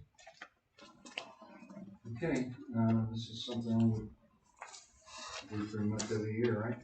Maybe here's this out of it. Yeah. So we've all talked about it, and it's passed first reading. This is the second reading. Is there any comments up here? Okay, hearing none, I'll ask for any comments from the public. Okay, seeing none, we'll go back to the motion. Motion to approve ordinance 2021-07. Second. You got to get quick. Yeah. Got to learn how to type faster. Commissioner Mealy, No. Commissioner Phillips, Yes. Commissioner Bryan, Yes. Commissioner Belhumeur. Yes.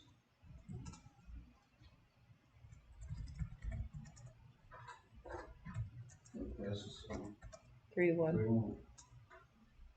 All right, ordinance 2021-08.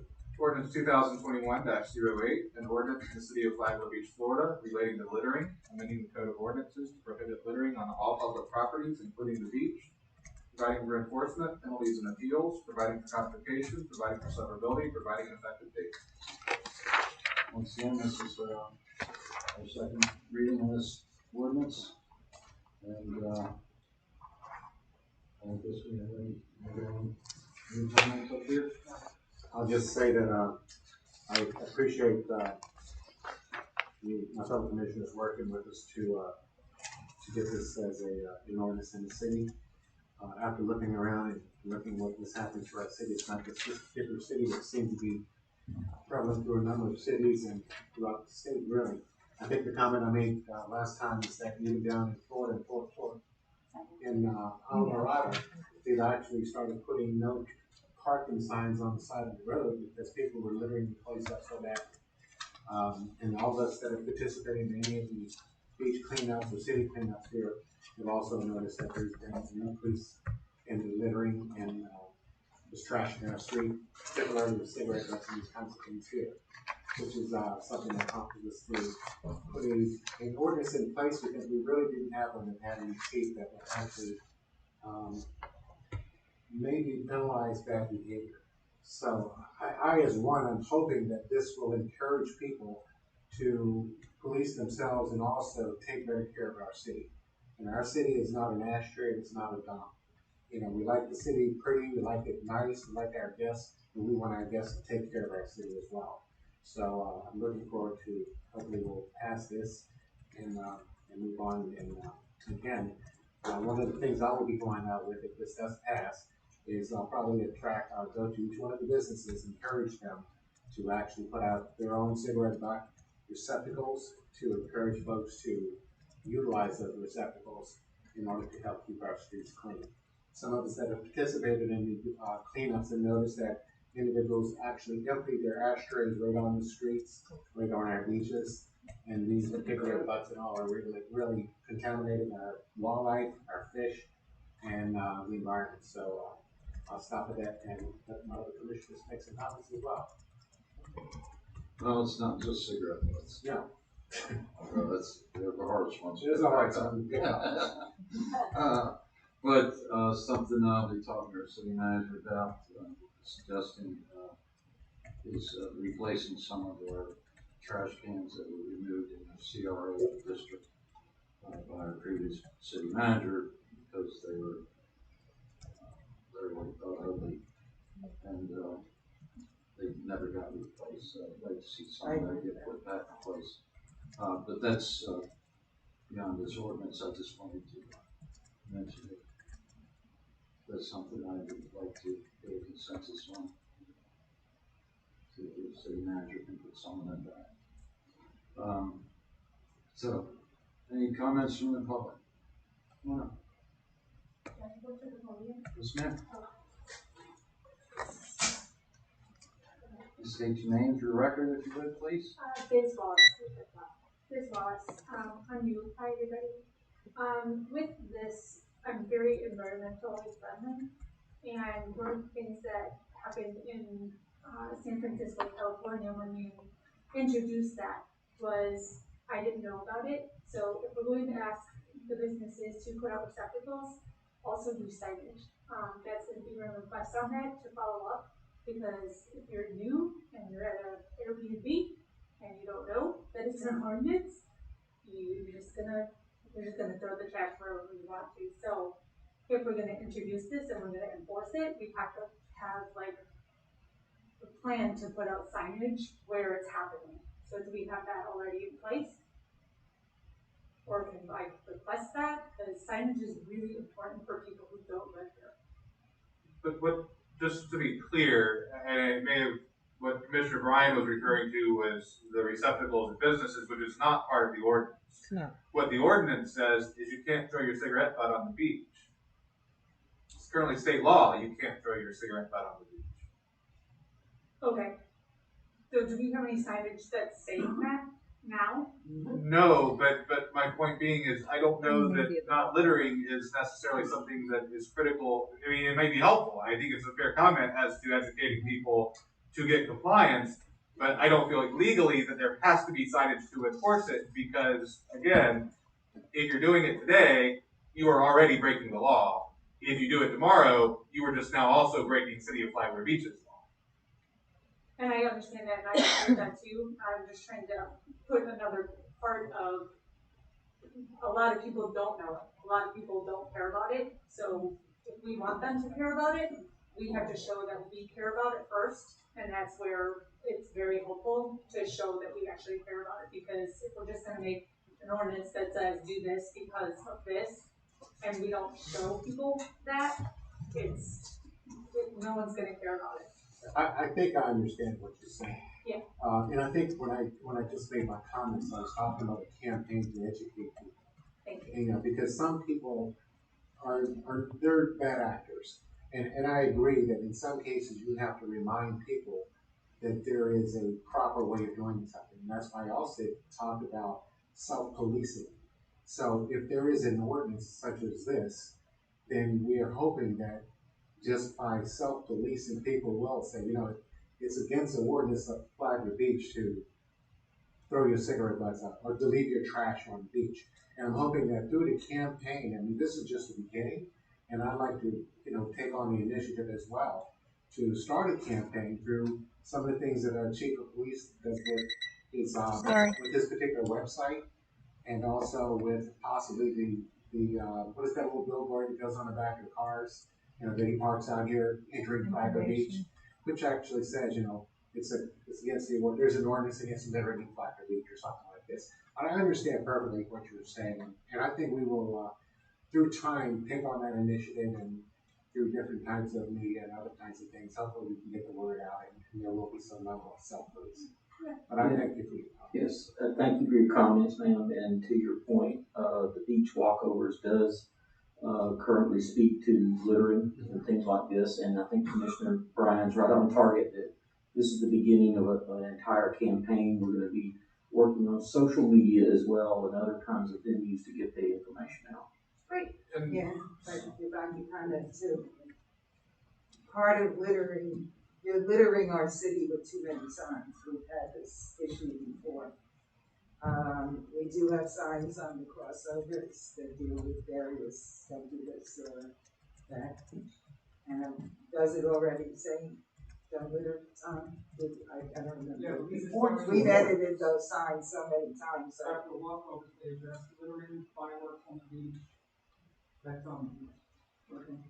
And I always come back to my favorite picture of a car parked right under a no parking sign. With a ticket on the windshield. So I'm not sure that, I understand where you're coming from, but in this town we have been trying to get away from blitzes of signs. And if we combine them as our Parks and Rec director was saying that, with other signs, that'd be great. Whatever campaign we come up with, flyers, or they're gonna end up being littered on the beach, but, mailers of some kind or whatever. And it's, I like that too, and the other part of that is, when you're talking about the social campaign part of it, I'd love to help and be a part of that. I'm a social media manager, so I'm willing to help. What's your name? As to the educational element, I think at first reading, one of the things that the city commission added to this ordinance, it already, if you are cited for it, the first violation is actually a warning, and you're given an opportunity to pick up your trash. So they focus on education there. But instead of a fine, anyone who is issued a citation will have the option to participate in 2 of the city's or city approved or city sponsored beach cleanups, instead of having to pay a fine to get them out there actually seeing what the impact of that litter is. So yes, this commission is certainly very focused on the educational aspect. Thank you. Thank you. Okay, any other comments? Robert, do you want to say something? I agree there was an ordinance sign on just about every crossover already. Oh, but you have to go to this. Robbie, you have to. Oh, okay. Well, that's all. It's been to enough meetings on that. That's all right, Rob. Thanks for your input, everybody. Anybody else want to speak to this issue? Okay, bring it back here for a motion. I will make a motion to approve ordinance 2021-08. I'll second it.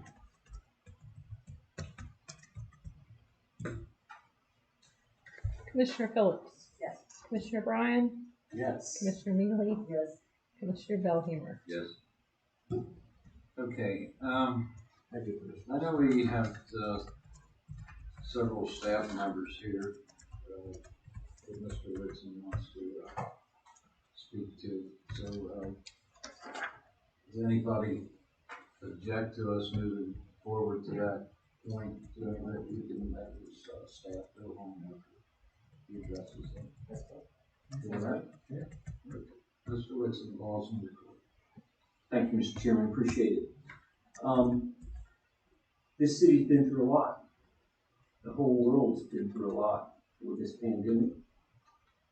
And in particular, this community with its city manager going down, that was a big shock, a big blow. And yet, what happened here is pretty amazing and pretty special. and it's not gone unnoticed by myself, that coming in, there was this core group who stepped outside their role every day in the city. Everybody has a job description, you know, and there's this little line, other duties as assigned. But these people self-initiated. And my wife baked one of her special cakes, the marmalade apple cake. It's in the back, and then of course you guys piled in with, we have some special acknowledgments for you, but I just had, it wouldn't be right for me to come here as your new manager and not recognize the outstanding work of a core group of people. And I'm going to call you in no particular order, but I want you to rise. I want you to come in front. I'm going to give my wife the phone, and we're going to take a photo and with the commission and say thank you from the bottom of my heart for what you have done for this city, because you have made a difference. And at the end of the day, that's why we're in public service, is to make a difference. So Tom, Chief Downing, Bobby, Kathleen, Liz, Penny, front and center. Rick McFadden. Alan sitting back there for a reason.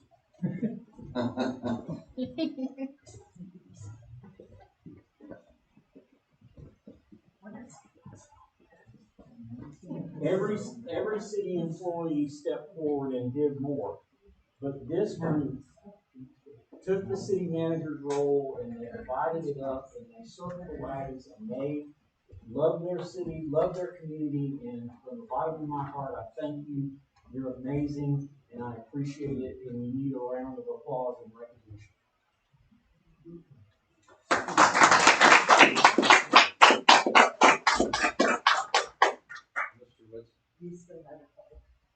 Do you have two more here? That Come on forward. Join the group here.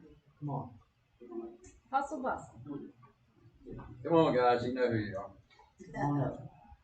Johnny, Alan, and John. Oh yeah, Jim and Johnny and Alan. These are the people that get it done every single day. And there's just so many moving parts to this city. Let me tell you, it's amazing, and I feel honored to be part of your team now. We're family.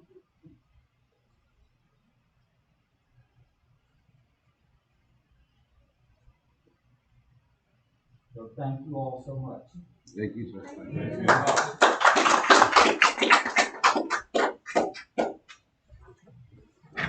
Yes, sir. Yeah. So do we want to take a short break for cake? And then Yeah. come back? Let them have cake.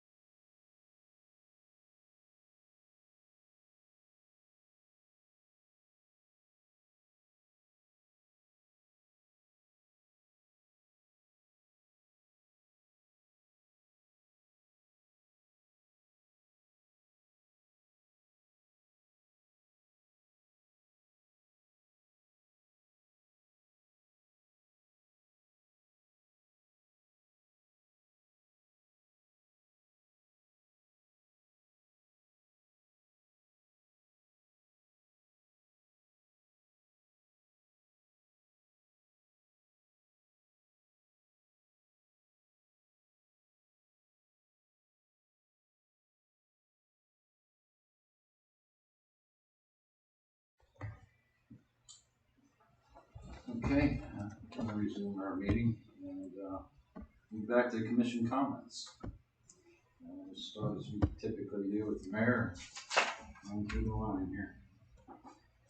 Okay, not a ton, but met with Flagler Creates this week with also Commissioner Bryan.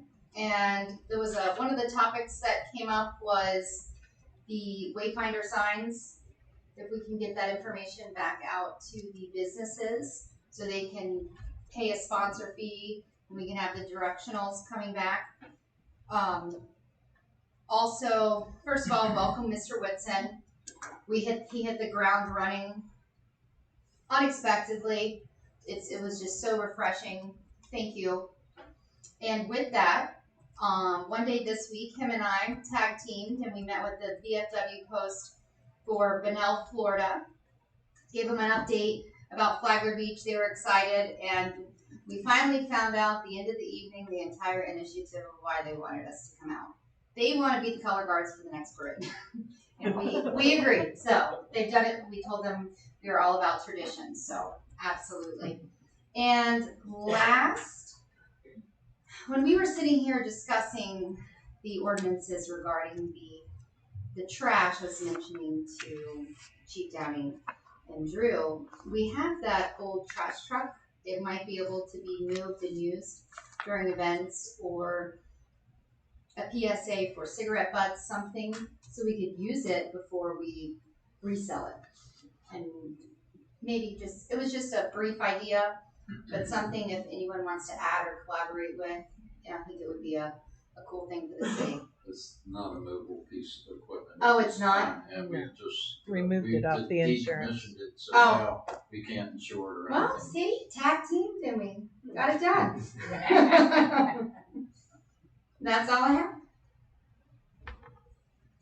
Thank you. I too would like to welcome Mr. Whitson. Not only did he hit the ground running, he was flying before he hit the ground. So I really commend you for doing that and welcome you aboard. I attended a Zoom meeting this morning, and it was on confronting extremism at the municipal level. Andy Burke was his mayor from Chattanooga, and Sasha Hadlisser is from the Institute of Strategic Dialogue. And what he had done is he actually started a council against hate, and he was talking about the misinformation is the greatest threat that we have right now in our country against democracy. And there was probably about 100 people on the Zoom meeting from different cities all the way, and municipalities all over the country, really. So everyone was kind of sharing some of the things that's going on in their cities. And I have to say that we're very, very fortunate here to have a pretty loving city and people that kind of get along, and we don't see a lot of what we see going on in a lot of other cities. But I'm sure that with the law enforcement that we have here and all, it really helps to communicate with people and bridge the gap of avoiding the kinds of things that we've seen in other places. But we still have to stay on guard to make sure that we kind of tamp down any things that we see coming up. There are only a couple of people that we see in our county that seems to be causing any kind of hate and discontent and causing problems. And we kind of keep that out of Flagler Beach. Thank you. And do you mind if I interrupt for a second? Sure. I think I know the answer to this group, but let me ask it. The store out there on A1A. Is your mic on, Jane? Oh, I'm sorry. The shop out there that sells the CBD stuff and clothes has a number of flags along 3rd Street. And one of them is a flag of Israel. And I checked anyone who's not Jewish that flies the flag of Israel is using it as a white supremacist, anti-Semitic symbol. And I have to tell you, it upsets me. However, I know people have their First Amendment rights.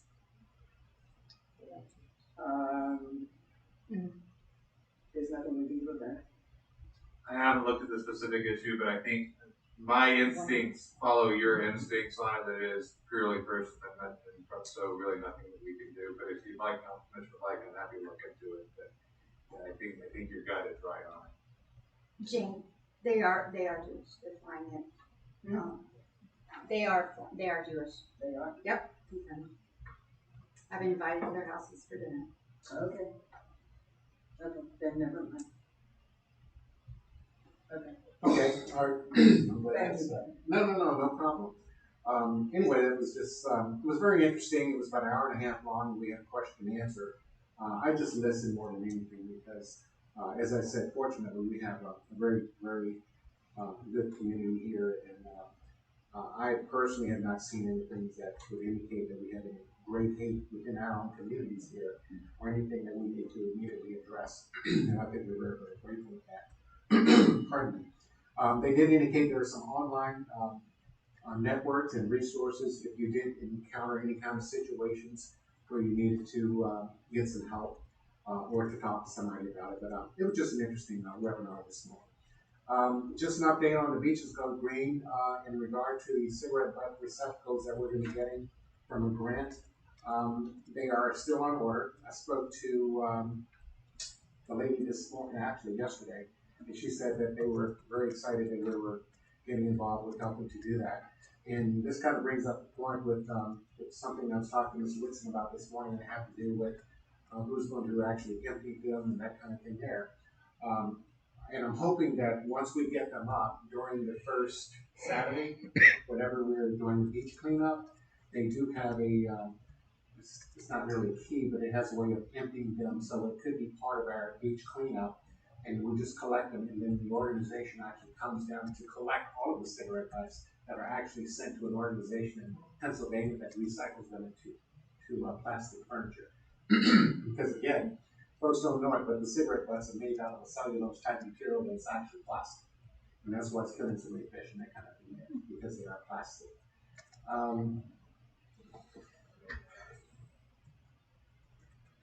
In regard to the ordinance that we just passed regarding trash and litter, I will work with anyone I can and try to get the word out so that we can try to let folks know that we are, serious about trying to keep our beaches clean and keep our streets clean.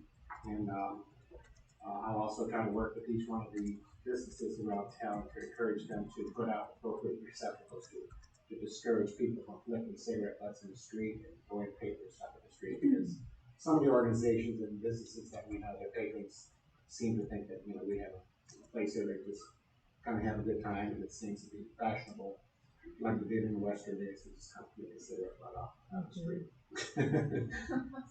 But that's all I have, and pass it on.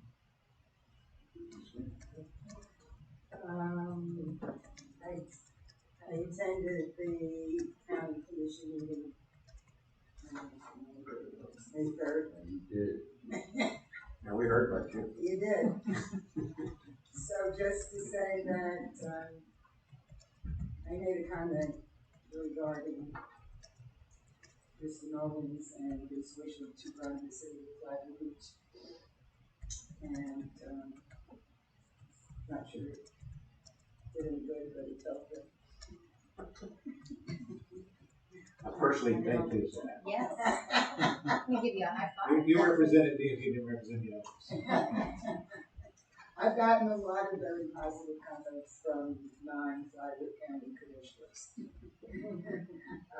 Some of whom surprised some of the people that commented. Anyway, I attended a webinar by the League of Cities last week also, and they talked about the American Rescue Plan, and I took a lot of notes, and I've already shared some with William, and it makes me nervous that cities under 50,000, the money will not come directly to us, it will go to the state first. So who knows what kind of requirements the state's going to have, and hopefully we will at some point get the money. Just put it that way. And Scott Dudley, the head of all the advocacy for the league, was thankful for all that the cities did. So we gotta keep it up. As you heard Edgar say, in September we start all over again. Hard to believe. We will be having a Memorial Day event. It's going to be on Sunday instead of on Monday. 10 o'clock on Sunday morning in Veterans Park. I was able to get a speaker who I'm very excited to meet. He's a 3-star general who recently moved to the area, 30 years in the Army, and then worked for Advent Health in Orlando for a while. He's been all over the world, all kinds of experiences. Sounds very exciting. And as I said, I spoke with him today, and he sounds like a really nice guy. So I'm excited to meet him. Yeah, I sheepishly called the head of Veteran Services for the county and said, I know it's a little late, but, and he said, well, you didn't wait till the day before. And so he said, I got this guy who I think you'll be happy with. And he just has to say yes. So the guy from the county, David Lyden, he called this guy and he said yes. So I'm excited about that. Getting a pastor or a minister to do the opening and closing prayers is a challenge because it's Sunday morning. But the president of the Women's Club's husband is I don't know what he is, he's a minister or something. And while they were driving to Missouri, I called. He said yes. So Is that Mr. Jones? What's his name? Jones? Yeah, Jones' husband. Barry. He was out here last week digging in the dirt. Oh, was he? Yeah, they get involved in a lot of things. So Barry's going to say our opening and closing prayers. So we're pretty close to a normal. We don't have the junior ROTC and a couple other things, but we can get back to that next year when we start playing more than 2 weeks before. So, okay, so I hope everybody can make it that day. We will be having a meet and greet for Mr. and Mrs. Whitson next Tuesday at 5:30 in Woodlawn Park. So I hope people will come. Is she gonna bring some cake? That's for you to work out with them. I'll work on it. But Becky, we will let you in either way. And I would like to know if it's time to revitalize our Citizens Academy. I'm sorry, I'm gonna ask you. Oh, you are? I have people that are close. We started one a year ago in March. Got to the 3rd session, I think. And then we had to quit because of COVID. I've bumped into a couple of people who were enrolled in that one. And I'm like, well, so? And, you know, so I would, if we do it, I'll contact those people first and see if they're still interested. Since we have. When are you wanting to gear up on that?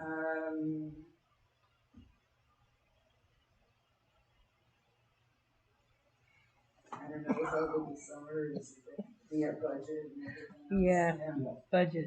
I know I don't do a vote, but I love Citizens Academies. I think it's amazing. I'd be glad to help with that. But I think we need to allow ourselves some time. Okay, So maybe after the first of the year, maybe. The budget. Yeah. So maybe late fall. October. Yeah. Mm-hmm. Okay. Give ourselves some time to plan. Okay, well, the planning's all done. It's- We've- We've done this 5 times, I think. Yeah, it's Time is just great. staff time during budget is Yeah, one of them. that's what I was just thinking. So, oh, yeah. And staff's a very big part of it. Oh, yeah, Very they big. are it. I just say hi, everybody, and then it's all staff. I think we would start over again.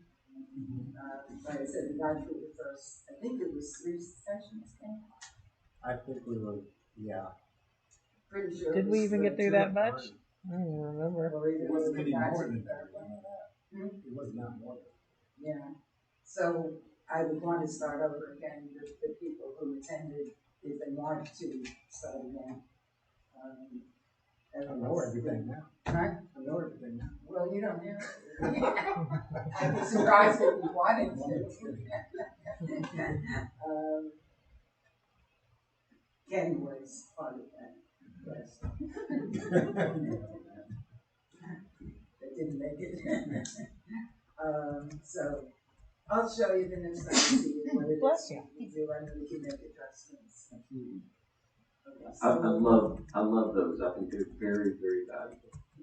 Yeah, I think I mentioned earlier, Joe and Sullen mentioned it earlier. Rick's been through it. It gets people interested. Eric did, we did, you know. It gets people involved. So Stephanie. good tool. Yeah, Stephanie did. That's how we became friends. All right, yeah. So we have people serving on committees that work through it, and just for people to learn about it. And some of the staff members really get excited about it. I do some. Okay, that's all I have, thank you. I just have a few things. I know that, I think it was our last meeting, Commissioner Bryan, we talked about the monument in Veterans Park, and how it's difficult to read, it needs to be cleaned, et cetera. Is anybody looking into that, or? Rick had called, Commissioner Bellingham had called a couple of companies and was waiting for them to get back to him. Joan, Barry's wife, indicated that she was going to come out and I told her, you can go online and see what they say. You have to use just distilled water to very soft brush. It's a very tedious process. So you can clean the mold and stuff off of it. As far as a real good professional cleaning, you need a company.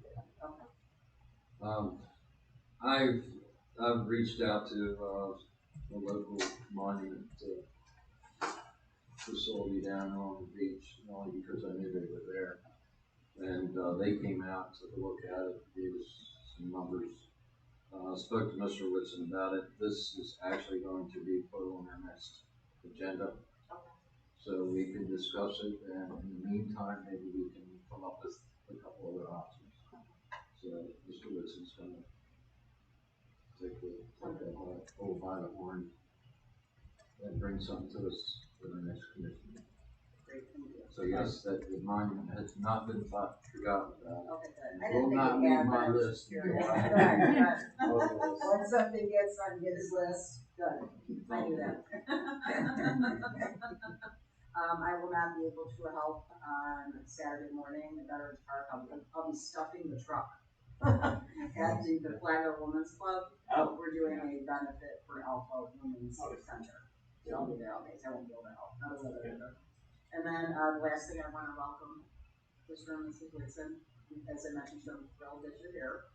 And I also wanted to let everybody know that I took Mr. Whitson on a field trip in my VW Bug. And we went over to Cal Parker Park and took a look around, took a couple of neighborhoods just to drive by past the golf course. So I appreciate you doing that with me. It appears though that after talking to Mont McDonald and next to Mr. Whitson's spoke with Mont McDonald, the original design for Cal Parker Park, it's cuts through jurisdictional wetlands. So we're gonna have to kind of go back to the drawing board to see exactly where we're gonna put this boardwalk, et cetera, to meet our grant requirements. So I'm kind of disappointed by that. And I think on Monday I'm going to be meeting with the chair of Cal Parker Park Committee and the two of us will be very upset. And so So more to come on that. And that's all I know. And I know that you're in with the guy coming. Yes, the planning representative as well. Yeah. So we're gonna get it done. You know, it's just probably gonna take a little bit longer and some re-engineering. That's normal. Nothing's ever easy. No. All right, I'm gonna follow suit, I guess already said welcome to Mr. Whitson, but I'll say it again personally. He has hit the ground running, or as I would term it, he's at full throttle. So, I hope he can get himself a good assistant and really the miles per hour with that full throttle will go. So, looking forward to all the good things that we have ahead of us, and I know you'll take us there. Veterans Monument was on the list, so kind of ran out of stuff, except for to the county commission meeting. I was there when Jane got up and spoke, and I just I got a presentation. And met with the consultants today, or lobbyists, and got some really good feedback from them, and some good explanations, and hopefully we'll be moving forward with a lot of new incentives or things to objectives. So I guess some of us may be going to luncheon tomorrow in Palm Coast with Mr. Renner, and he'll be making his typical yearly report back to the locals. So Yeah, who is I'm going. I had it on my list, but did not write. Took priority. I'm not going there.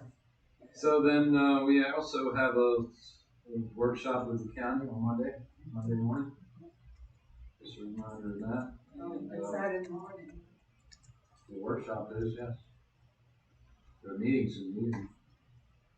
The workshop's at 9 a.m. There's two workshops. Oh. There's one. Go ahead, finish, and I'll pull it up. Management workshop. That's on Thursday. Thursday at 6 o'clock. Oh, Yeah. what's going on Tuesday? There's some other workshop they're holding at 9 a.m. Okay. All right. I get that mixed up with something else then. I put copies in your mailbox. Okay. All right. Well. Notices. The beach management one is Thursday at 6. I also have a field trip planned, I guess, because I couldn't get an appointment earlier. We could run around town with somebody else. So, we'll be getting together on Tuesday and highlights off my famous list. So You have a full cargo? I have plenty of room. So that's all I have. And I'm going to pass it through to staff comments. Drew. I have nothing tonight, thank you. All right, Mr. Whitson, you're in the frying pan. All right, I can read my list. Just a quick update. I wanted to make the commission aware that we are engaged in discussions at the Grand Landings development. There was some agreements made where we were supposed to net 4 wells. We're still going to net 4 wells, but we've got the agreement kind of halfway done where we know where the water lines are going to go now. We're going to know where the wells will be, and it will be compatible with their development and also be permittable and good for our system. But the latter half of the conversation is who's going to pay for what and who's going to do what. So we'll be dragging Drew into that discussion and get it all tightened up. And this is just a heads up discussion with you to let you know I'm working on that, and I'll bring it back to you at the appropriate time when it's ready. The other item is that, I guess you may have noticed some cutting the street out here. I had Penny put the maps out in your box so you were aware in case you got calls that the street should be back open and good to go. They had to get in and out to get the gas line in. And anytime that kind of activity happens in the city, I like to let you know so that if you get calls or people say, well, what's going on, you're not blindsided. So that's how I like to operate, and I'll make sure that you do that in the future. And then, of course, I recognize my amazing staff, and I'm looking forward to working here and getting the treadmill going even quicker. So I like getting things done, and that's what I'm all about. And I'm honored to be here. Glad to be part of your team and your family. And I didn't get to mention that I welcome you to the city. Yes, ma'am. All right. Thank you. I just have one. Your comments have me confused now. It was my understanding that the county invited us to come to that workshop, not be sitting at the table with them. Am I wrong? No, you're correct. Okay. They are wanting to kind of lay out the larger beach management program that they're planning, and there's some critical parts that we have to carry out to be part of the equation.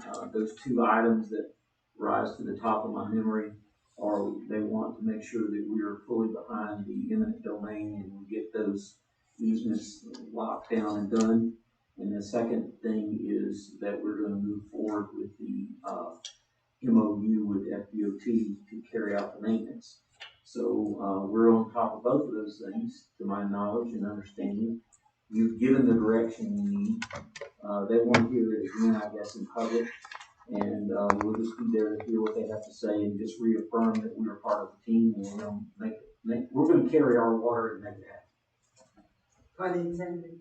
Yeah, there you go. That's at the beach management. Yes, ma'am. Thursday, yes. And that's at the building, the courthouse. The domed building, the administration building. Commission room. Yeah. And I did post the sunshine notice for both of those out front. So for the luncheon and that workshop. Okay. That was it. Thank you.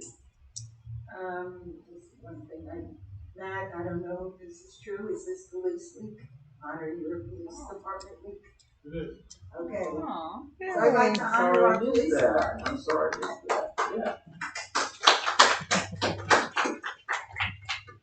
I mean, I saw it on Facebook, so I don't know whether to believe it or not. And we have an amazing police department, and we really have an amazing chief. The work he's helped me with the Memorial Day. Thank you. I know I was driving you nuts the other day. Those dress blues on today. I'm sorry? Those dress. Yeah. Okay, I'm done. All right. Motion to adjourn. Second. All those in favor say aye. Aye. Anybody else has, they put two water lines. You know it's not their fault.